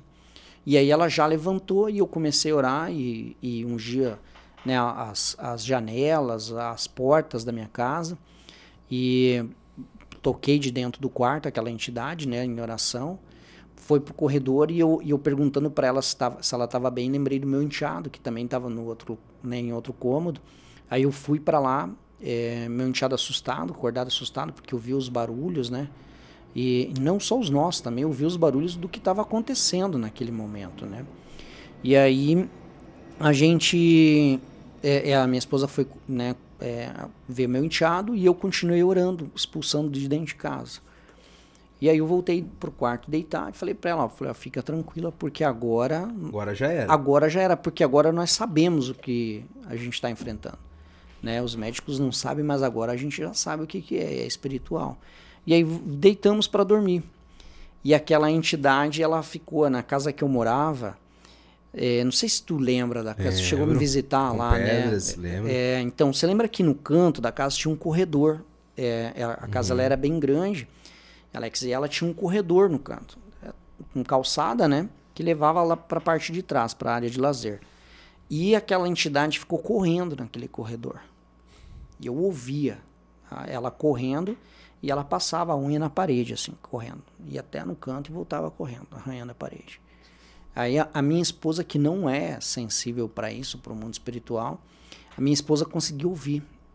Não tanto quanto eu, mas ela ouvia. Ela falava, tem alguém no terreno. Tem alguém no terreno. Aí eu falava, é a entidade. Chega a arrepiar, cara. Chega a arrepiar, porque daí ela mesmo ouvindo o barulho, ela não achou ainda que era o espírito. Ela falou, amor, tem alguém no terreno. Falei, que loucura. É a entidade. E ficou lá, cara, correu umas 2 horas, eu acredito, porque foi mais ou menos o tempo que ela ficou acordada ouvindo, porque eu dormi. Aí eu falei, meu amigo, aí fora você pode correr o tanto que você quiser aí. Pode latir, pode honrar, porque aqui você não incomoda mais. Caramba, então, mano. Para você ver o tamanho da batalha quando você realmente começa quando você decide fazer algo para Deus. O inimigo, ele não fica quieto. Sim. Né? O inimigo não fica quieto de jeito nenhum. Cara, a gente encerra esse assunto falando a real. O sobrenatural, você acreditando ou não, ele é real. Nem tudo é espiritual, mas muito que é tido como natural é espiritual. Exatamente. Você acreditando ou não, é assim que funciona. Então, Alex, agora enquanto o meu convidado vai tomar uma água, vou dar um tempinho para ele, se ele quiser dar uma esticada na perna e ir no banheiro, eu preciso falar de mais um patrocinador para você, gente. Um patrocinador que faz isso aqui acontecer, né, Alex? Nós estamos aqui podendo criar esse material para você com essa qualidade, com todo o conforto, com todo o entretenimento para dentro da sua casa, porque existem pessoas, Alex, que fazem isso acontecer. Acredito, né, no projeto. E dentro dessas pessoas que fazem acontecer, tem uma que é doce, cara. Ah, meu amigo. Que é gostosa demais, Alex. Já sabemos. Já sabemos. É quem, Alex? Doce, né? A doceria Doces e Delícias, né? Gente, nunca vi um nome tão adequado para uma empresa como Doces e Delícias, porque é delicioso, gente. É muito bom, velho. Olha só, tá passando o contato da Doce e Delícias aqui. Se você que mora aqui em Foz do Iguaçu e região precisa fazer uma festa de aniversário, você tá precisando de um docinho, né, Alex? Tá precisando de um bolo bonito, além de gostoso, né? Muito bem feito. Sim. Precisa de uma sobremesa. Você tá em casa agora, acabou de jantar. Aí você olha lá na geladeira, só tem açúcar. Você não quer comer açúcar. Você quer comer uma sobremesa. Verdade. Não tem. Ah, meu Deus, não vai dar tempo de eu fazer essa sobremesa. Ela entrega pelo iFood, minha filha. Ela entrega pelo iFood. Ela entrega no WhatsApp, você faz o seu pedido também. E ela manda entregar na sua casa. Doces e Delícias. Lá tem bolo. Lá tem docinho. tem sobremesa. Vou pegar você e calça curta agora, hein? Vai lá. E pro calor, tem alguma coisa? Pro calor, meu filho, ó, a voz da consciência chegou aqui. Você conhece alguma coisa da Doces e Delícias pro gelado? Tudo que tem lá é delicioso, cara. Tudo. E eles fazem um gelinho gourmet. Gourmet, meu puxando o querido. R, assim. É aquele, Gourmet. É aquele com leite ninho e Nutella? E Nutella. Gente do céu. Supimpa. Pensa numa coisa maravilhosa. Já enviou pra gente aqui. E além de ser um povo que faz uma coisa muito gostosa, é um povo de Deus, um povo abençoado, uma família abençoada, cheia de Deus, que faz com carinho ali, abençoando aquilo que tá preparando. E eu tenho certeza que você vai amar. Então tá passando aqui o contato da Doces e Delícias. Entra em contato com a Mel. E ela vai preparar pra você com muito carinho, vai embalar, vai mandar geladinho pra você. Depois você vai me contar como que eu tava certo, né, Alex? Exatamente. E se tiver vontade, além deles mandar pra gente também sempre, né, umas degustações aqui, mande você também um pouquinho pra nós, que ajuda, né? A gente gosta. A gente gosta de receber coisas de comer, né, Alex? É muito bom. Mas doce é só com doces, né? Não, doce e delícia. Ali é demais, ali não tem como bater, né? É isso aí. Mas é isso aí, meu amigão. Voltando aqui pro papo com o nosso convidado. Hoje a conversa tá fluindo maravilhosamente bem, graças a Deus. Mas o nosso tempo tá quase estourando. Então nós precisamos falar de coisas pontuais, mas com agilidade para que se encaixe no tempo aqui, né? Manda aí. Eu preciso continuar falando do sobrenatural, mas... engano seu você que pensa que o sobrenatural acontece só pro lado maligno, meu filho. Porque Deus é um Deus sobrenatural. Deus é um Deus do impossível, Alex. Deus é um Deus que faz maravilhas. A Bíblia fala que ele é o grande eu sou. Não tem palavra pra falar. Ele simplesmente é, né? E esse Deus fez um milagre na vida do seu pai. E eu queria que você contasse brevemente pra gente aqui o que aconteceu com seu papai. Fala pra nós. Beleza. Vamos respirar, porque esse assunto aí é um assunto que traz fortes emoções. Aí, né? Vamos lá. Meu pai, ele sofreu um assalto, né, mais ou menos aí em torno de uns 12 a 13 anos atrás. E nesse assalto o ladrão atirou, né? O bandido foi alvejado. Ele deu um tiro na cabeça do meu pai. Então, meu pai foi atirado na cabeça, o ladrão tentou fugir, foi pego pela polícia na hora. E esse ladrão, quando ele atirou, meu pai estava de moto, esse ladrão assaltou ele, estava na garupa do meu pai. Meu pai entrou com um bandido dentro do batalhão da PM. Né? Algumas pessoas mais antigas de Foz vão recordar disso, que saiu em todos os jornais locais e até no Jornal Nacional na época. Meu pai entrou com o bandido dentro do batalhão, caiu lá dentro, o bandido, né, estava com a arma na mão, mas puxou o gatilho mais 5 vezes. Né? Mas o seu pai já estava baleado. Já estava baleado, já tinha levado um tiro na nuca, né? E a bala saiu no queixo, perfurou o painel da moto e pegou na carenagem que protege o pneu ali na frente, mas não chegou a furar o pneu. Que arma que era essa aí? Era uma .40. Meu Deus, mano. Então meu pai, nessa hora, né, meu pai caiu no chão, atirado, o bandido saiu, a polícia civil logo em frente capturou o bandido, né, rendeu o bandido até a PM chegar, e a PM acabou levando o bandido. Meu pai, na hora que estava caído no chão, eu falo que Deus ele coloca pessoas certas nos lugares certos. E tem o dom de transformar algo terrível nas nossas vidas em bênção, né? Sim. Meu pai até então ali não era uma pessoa convertida de verdade. Meu pai ia na igreja, mas a conversão dele ainda não tinha ocorrido espiritualmente, né? E nesse momento que ele estava caído no chão, um policial que ficou com meu pai era um pastor. E o meu pai fala até hoje, assim, meu pai se emociona quando lembra dessa pessoa, que ele orava e falava assim para o meu pai, para Deus, né? Deus, não permita que esse pai de família, que esse trabalhador morra dessa forma.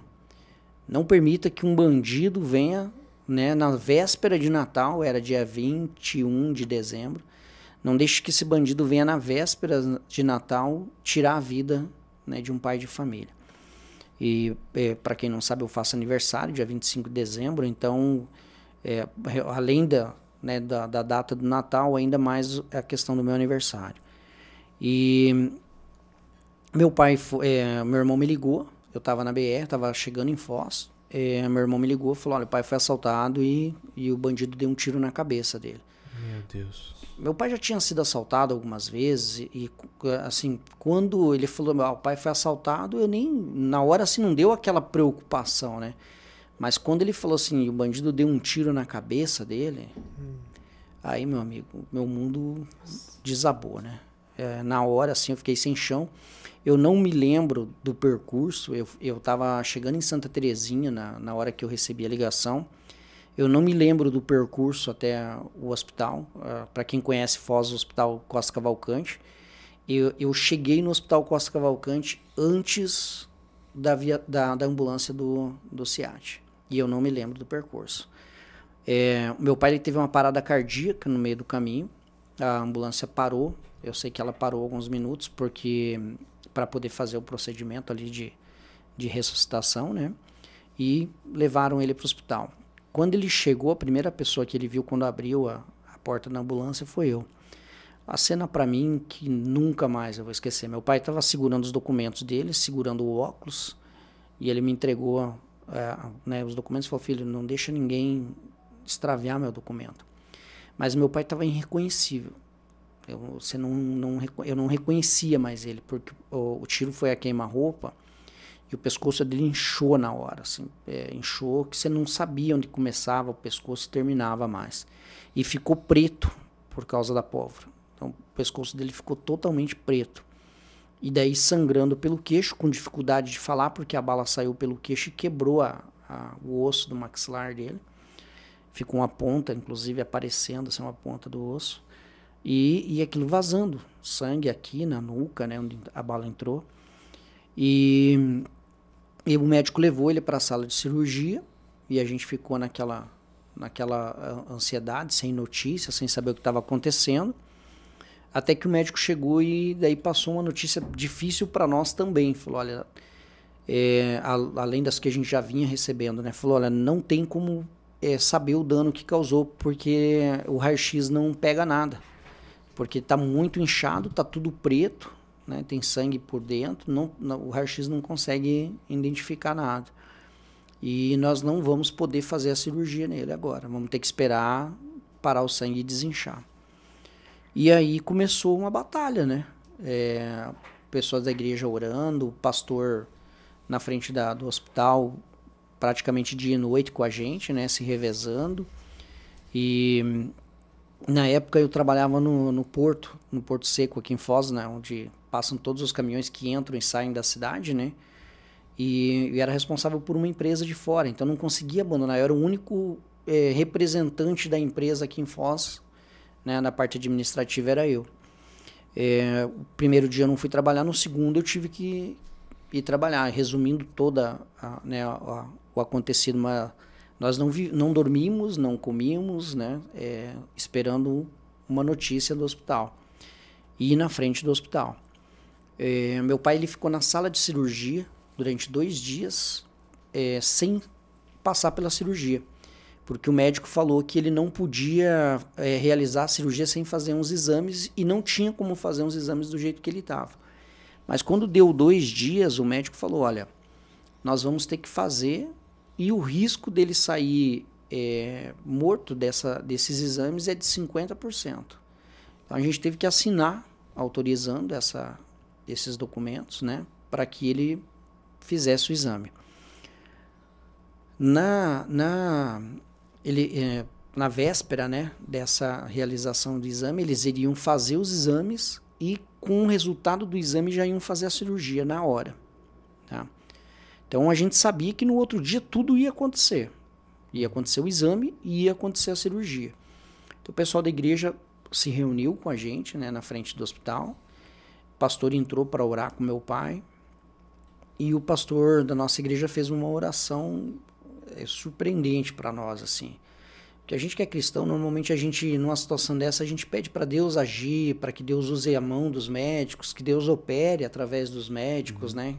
que seja feita a vontade dele, mas que ele use a pessoa que está ali como um instrumento, né? E o pastor, ele fez uma oração diferente. Ele falou: Deus, nós sabemos que o Senhor é capaz. Se o Senhor falar agora, ele sai daqui agora, né? Mas eu vou pedir para o Senhor para que o Senhor opere, para que o Senhor faça a cirurgia. Não para o Senhor usar quem está aqui. Se for da sua vontade, usa também. Mas o que eu te peço é para que o Senhor opere, que a sua mão esteja ali, para que o testemunho do que o Senhor vai fazer na vida dele impacte a vida de outras pessoas dentro desse hospital. Que pessoas venham ser alcançadas através do milagre que o Senhor vai fazer através da vida dele. Falou. E assim, passou a noite em vigília, né? Passamos a noite em vigília.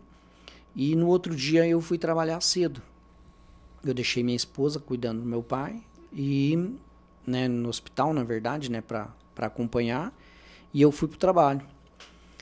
Quando eu cheguei no trabalho, eu tinha uma assistente que me auxiliava lá. Eu falei para ela: olha, faz um chá para mim, leva para minha sala e diz para todo mundo que eu não estou disponível, que eu estou em reunião, né, que eu não estou apto a atender ninguém agora. E antes de eu entrar na minha sala, ela foi fazer o chá, antes de eu entrar na minha sala, eu recebi uma visita de uma pessoa dentro do trabalho, né? Esse rapaz, ele trabalhava comigo e eu não sabia nada a respeito da vida dele. Fazia pouco tempo que ele tinha entrado na empresa, e ele me tocou, né? Eu tava andando, ele colocou a mão no meu ombro. Quando ele colocou a mão no meu ombro, eu senti uma sensação horrível. Praticamente uma sensação de morte, sabe? Aquela opressão terrível, assim.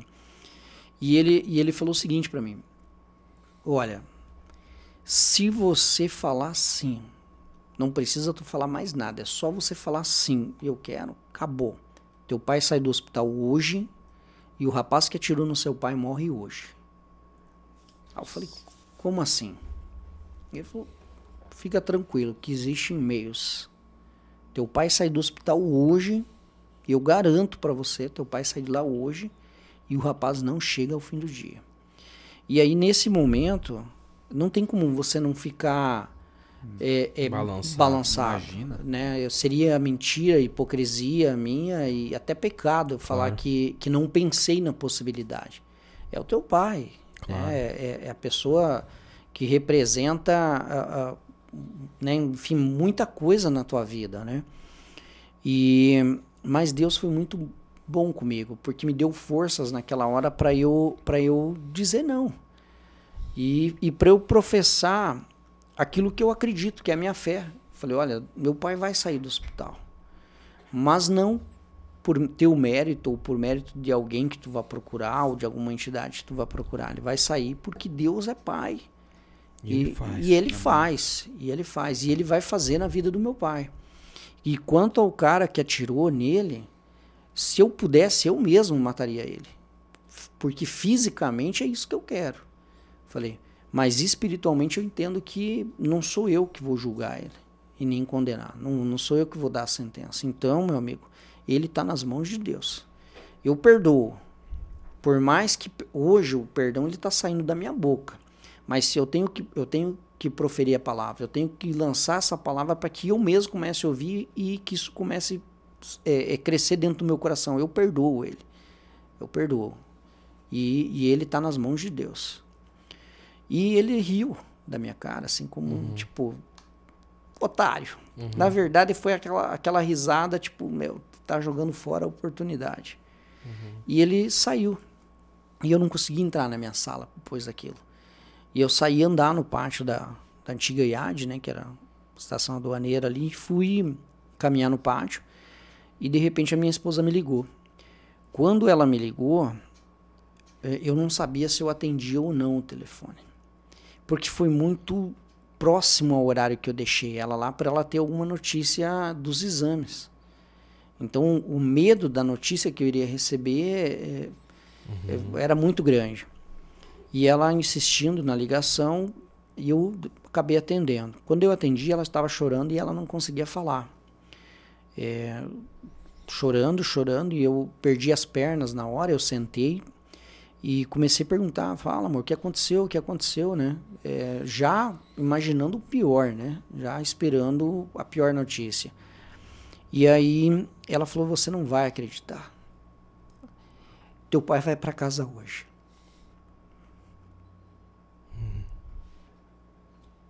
Sim. Desculpa. E eu falei, como assim? Como?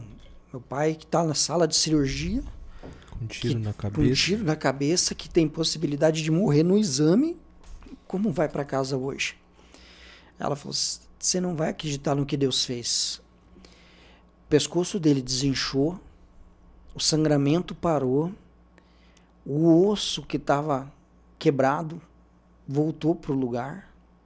Ele continuou quebrado, mas ele encaixou, ele voltou para o lugar. E os médicos falaram que não vai ser preciso fazer cirurgia. Que fizeram um exame. A bala atravessou. E a bala atravessou.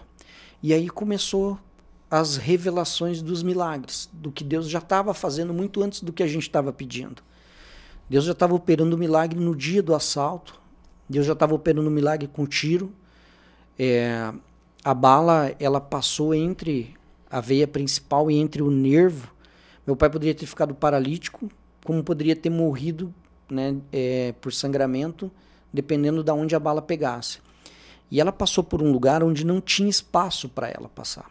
Fisicamente não tinha espaço para a bala passar por onde ela passou. Mas Deus abriu o espaço. E a bala não causou dano nenhum ali.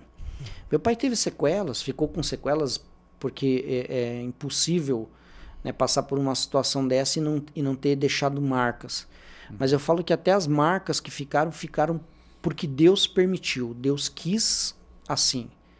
Deus falou, olha, você precisa lembrar do que eu fiz. Do que eu fiz. Você precisa lembrar do que você foi liberto, do livramento que eu fiz na tua vida. Meu pai perdeu a audição, né, de um ouvido, mas ganhou alta naquele dia, né?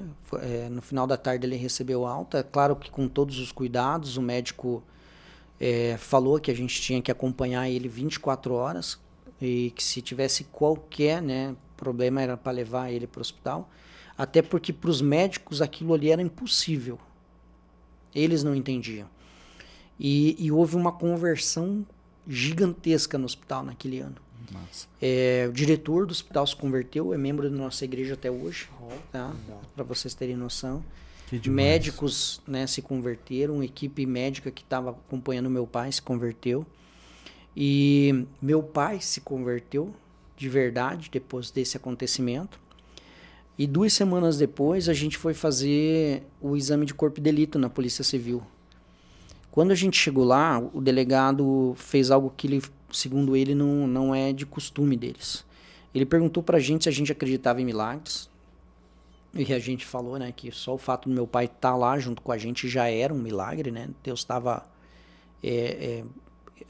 ali expressando fisicamente o que ele era capaz de fazer. Assim como eu tive a experiência anterior, né, do inimigo, Deus mostrou que ele era muito maior do que o inimigo é.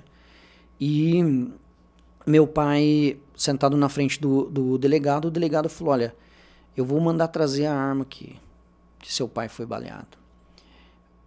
A gente não faz isso, mas eu preciso mostrar para vocês o que aconteceu. A arma foi deflagrada 6 tiros. Uma na hora que meu pai foi baleado e 5 depois, quando ele estava caído no chão, que o rapaz disparou, né, os tiros nele. As balas, elas dispararam, elas foram... o tiro foi deflagrado, mas o estanho não saiu do cano do revólver. Ele parou no cano do revólver. Tinham 5 estanhos da arma deflagrada no cano do revólver. Alguém tapou esse cano. Alguém segurou. Então, assim, as notícias para nós ali, elas só confirmavam. A cada momento que a gente tentava descobrir alguma coisa nova, as notícias elas só confirmavam o quanto Deus é bom. Meu pai, ele ceou comigo no dia 25, que era o meu aniversário. Ele estava sentado na mesa junto com a gente, com todas as limitações do tiro, né? E, vocês podem imaginar o que é, né? Um tiro, né? Na cabeça e a gravidade que foi, mas meu pai estava sentado com a gente. E ali começou a recuperação dele e a transformação dele espiritual. Meu pai não falava de Deus. Meu pai testemunhou várias vezes na igreja, deu testemunho da vida dele, do que Deus foi capaz de fazer na vida dele. Meu pai era um cara extremamente difícil, de pouco acesso à família. Meu pai era um cara de muito agir. Meu pai, ele sempre se fez presente. Meu pai era aquele cara que, se você precisasse dele, meu amigo, ele movia o mundo para te ajudar. Mas ele não era um cara de expressar carinho, de expressar amor. E aquilo ali mudou a vida do meu pai. Aquilo ali mudou a vida dele completamente e as nossas vidas, porque Deus permitiu não só que ele permanecesse mais um período com a gente, mas Deus permitiu também que a gente realmente soubesse o que era ter um pai amoroso. Não em relação a cuidados, tá? Meu pai, como eu disse, assim, extraordinário. Meu pai era, nos piores momentos da minha vida, quem mais me ajudou foi meu pai. Para o cara que, como eu disse, não media esforços, mas ele não sabia demonstrar sentimentos. E a partir dali, a gente conseguiu saborear esse outro lado, né, da vida do meu pai. Depois de um milagre tão lindo desse, eu preciso fazer uma observação que eu não poderia deixar de fora desse episódio, ouvindo o que Deus fez, que é perceber a forma que Deus trabalha e como o propósito de Deus ele é maior do que as nossas vidas, do que os nossos sonhos, os nossos projetos. Porque, cara, às vezes Deus ele vai usar um milagre para ele tocar em alguém que está precisando de um milagre. E Deus, a cada dia, ele tem colocado no meu coração a multiforma dele trabalhar, a multiforma do corpo. Eu escrevi isso numa canção que nós vamos lançar esse ano. A multiforma do corpo da obra é o que me fascina, porque ele trabalha de várias formas.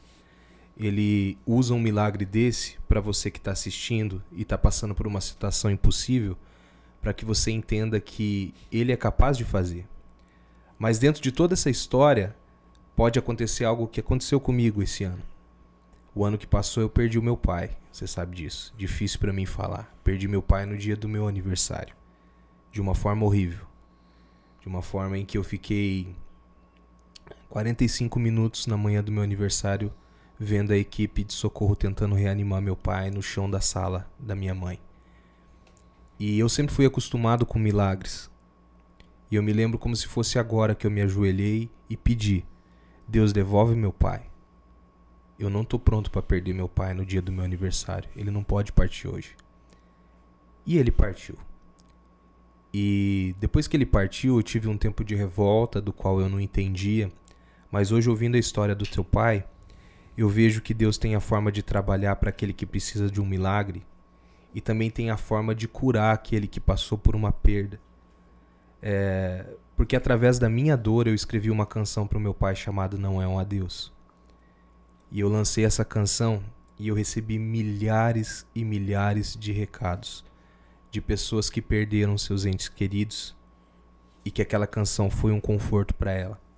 Eu quero dizer para você que eu não sei a situação que você está passando, mas tudo que está acontecendo aqui, eu disse isso ontem, isso está acontecendo por causa de um homem que existiu aqui, que o nome dele era Valdemar Soares, o meu pai. Ele construiu essa sala. Ele foi um homem que, quando ele partiu, ele refinanciou 7 vezes o empréstimo para sustentar isso aqui. Não o podcast, mas a minha história, a história dos meus irmãos, com a obra. É um cara que partiu deixando um legado que hoje eu percebo. Com 28 dias de lançamento desse projeto, nós alcançamos mais de 4 milhões de pessoas, sem colocar R$1 para impulsionar. Isso aconteceu porque Deus é bom, mas isso aconteceu porque existiu um homem chamado Valdemar Soares, que foi meu pai, que foi pai do meu irmão, e que foi pai do Hamilton, foi pai do Alex, foi pai da minha irmã. O cara que era conhecido como pai de muitos, porque ele abraçava todo mundo e tratava como filho.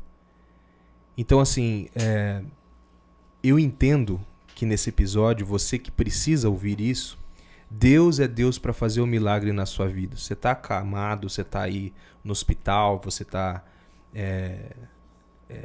perdendo as esperanças, assim como Deus fez na vida do pai do Hamilton, Ele pode fazer na sua vida também. Ele pode transformar a sua vida também.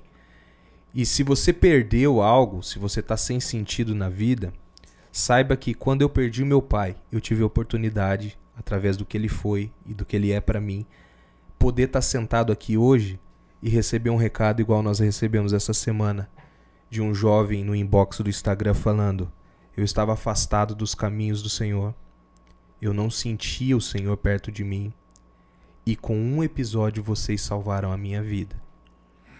A minha maior vontade é voltar para casa e sentir Deus. Então cara, é a multiforma de Deus trabalhar. Não julgue se você não conhece. Não julgue se você não tem um tempo com a gente de mesa. Não julgue a história da pessoa sem você conhecer. Quero encerrar tudo isso porque nós estouramos o tempo. Que episódio fantástico, mas eu quero deixar uma palavra para você. A Bíblia diz que certa vez os discípulos entraram numa discussão, Hamilton. Começaram a discutir porque havia uma conversa sobre quem era Jesus. E Jesus começou a perguntar para os discípulos: tá, mas o que eles estão falando? Ah, estão comparando você com um dos profetas. Estão comparando você com isso, com aquilo. Aí a Bíblia fala que Jesus olha para Pedro e ele fala para Pedro assim: mas e você, Pedro? Quem que eu sou para você? Você já imaginou, cara? Jesus olhar para você e fazer uma pergunta assim. Beleza, a galera tá comentando, mas e você? Quem eu sou para você? Aí Pedro fala: você é o Filho de Deus, você é o Salvador, você é o Messias e tal. Por que eu toquei nesse assunto? Porque Pedro só podia falar sobre Jesus porque ele caminhava com Jesus. Ele sabia o dia a dia de Jesus. E você abre a sua boca para falar de pessoas que você não conhece. Eu tô sentindo de falar isso para você. Não critique, não fale, não aponte o dedo para pessoas que você não sentou na mesa e não conhece a história. Não julgue ela por um boné que ela usa, por uma tatuagem no braço, pelo tipo de som que ela faz. Porque esse Deus é sobrenatural e ele tem uma multiforma de trabalhar. Certo? Sacou? O que você achou dessa, Milton? Essa aí precisava. Era necessário. Tremendo. Era. Tremendo. Então, assim, gente, a gente teve um episódio fantástico hoje, estourando o nosso tempo. Antes de eu agradecer o Hamilton, eu preciso falar só mais uma vez de um patrocinador rapidinho, mas que é muito importante, que é a Kelly Sem Glúten, gente. É outra pessoa que faz uma comida maravilhosa, Essa comida que top. tem produtos maravilhosos. E a Hamilton, ela é celíaca, ela tem uma filha celíaca com intolerância total a glúten. Então, além dela entender o problema, ela cozinha maravilhosamente bem.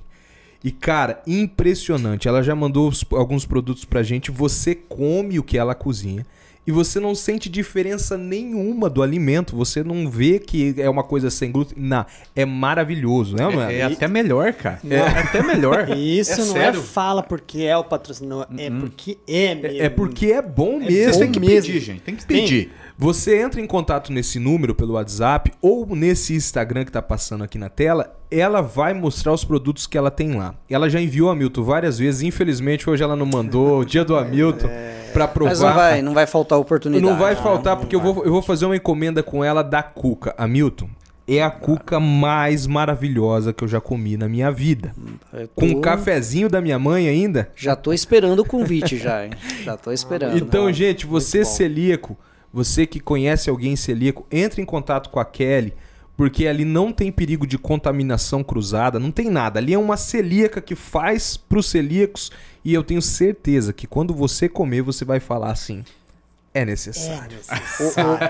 Eu já vou até complementar, e nem conheço ela, nem conheço o trabalho, até pra quem não é, né? Até pra quem não é. Se você quer ter uma experiência diferente gastronômica, diferente, é muito bem observado. Eu, sinceramente, quando eu falei, cara, deve ter um gostinho diferente, tal, uma coisa assim, cara, quando eu peguei a cuca, eu falei, melhor do que aquela... Olha aí, ó. que a- Fofinha. Não, outro patamar. Saborosa. Kelly Sem Glúten, meu querido. Entre em contato nesse número aí, porque você não vai se arrepender. Não. É uma mulher de Deus, uma família abençoada. É casada com Meia Tacília, meu filho. Meia Taça. Meia Taça. Um abraço pra você, Meia Taça, que vai estar com a gente aqui numa resenha. Cléder Meia Taça, o esquerdinha do futebol, o viu? De ouro. Hamilton, cara, sem palavras. Pra tanta coisa. Tem tanta coisa no meu roteiro que a gente não falou, que eu tenho que fazer a parte 2 com você em breve, com certeza. Pode chamar que eu vou estar disponível. Disponível. Foi um prazer aqui. Da unha no para-brisa. Todas, né? Essa não veio dele. Essa é dele? Mas eu tava junto, eu ouvi essa história também, é uma prova. Hamilton, foi um prazer pra gente, cara. Com certeza eu vou marcar a parte 2 aqui. Tem muita coisa ainda que eu quero falar, né? Te trazendo um episódio de resenha aqui. E falar pra você, gente, você que segue tanta gente sem prestância, tanta gente que não tem nada pra acrescentar na tua vida, que fica compartilhando só coisa ruim. Olha o arroba do Hamilton passando aqui, ó. Conheça ele, conheça o trabalho que ele faz de turismo, que não deu tempo da gente fazer aqui. Ele é consultor turístico na cidade de Foz do Iguaçu. Pode levar você para conhecer vários lugares legais aqui. Tá aqui no arroba dele, tá ok? E ó, não corra o risco de apanhar com uma chaleira. Você entra em contato com ele, entendeu? É isso aí, mano. Pra que a chaleira não voe aí na tua cabeça, meu filho. Amém, gente? Chega a pitar. Hamilton, os seus créditos finais aí, pode falar o que você quer. Pessoal, só tenho a agradecer vocês aí pela oportunidade, por compartilhar um pouco da minha história, da minha vida, das experiências que eu tive com Deus, né? E, cara, agradecer mesmo do fundo do coração aí pelo carinho de vocês, da família, por terem me recebido aí de braços abertos, né? Dentro do lar de vocês, assim como se eu fosse um de vocês. Então, estou à disposição aí para a próxima. Espero que a próxima a gente dê mais risada, que fale de coisas mais engraçadas aí, né? Mas eu acho que o assunto que rolou hoje aqui era necessário. Era necessário. Cara, todo convidado tem que falar isso. Era necessário. Porque é necessário. Porque é necessário. É isso aí, minha gente. Então esse foi o nosso episódio 008. Para que a voz da consciência não brigue com a gente. Com certeza. E eu não posso encerrar. Eu não posso encerrar sem falar pra você o seguinte. Por que você não se inscreveu no canal ainda, hein, abençoado? Tá vacilando, hein? Tá passando o canal aqui, entendeu? Por que você ainda não se inscreveu no canal necessário? É só você se inscrever, clicar aí na notificação. Não me force a pegar uma chaleira gritando, colocar lá pra esquentar, assobiando e jogar no pé do ouvido seu. Eu vou dizer mais ainda, né? Compartilhe, marque aquele teu amigo que não acredita, né? Para que ele tenha umas experiências diferentes e que ele comece a enxergar com outros olhos. Se ele já levou uma chaleirada também, comente aí. Exatamente. É isso aí, gente. Se inscreva no canal, mas por que, Yuri? Por que esse povo tem que se inscrever? Nós vamos perguntar pro convidado. Você quer que ele fale? Com ou sem delay? Não, eu quero ouvir com delay. Tem que ser com on. Tem que ser com delay.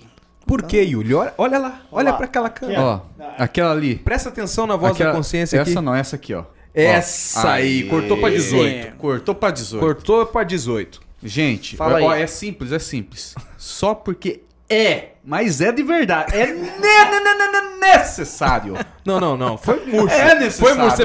Você perdeu o diafragma.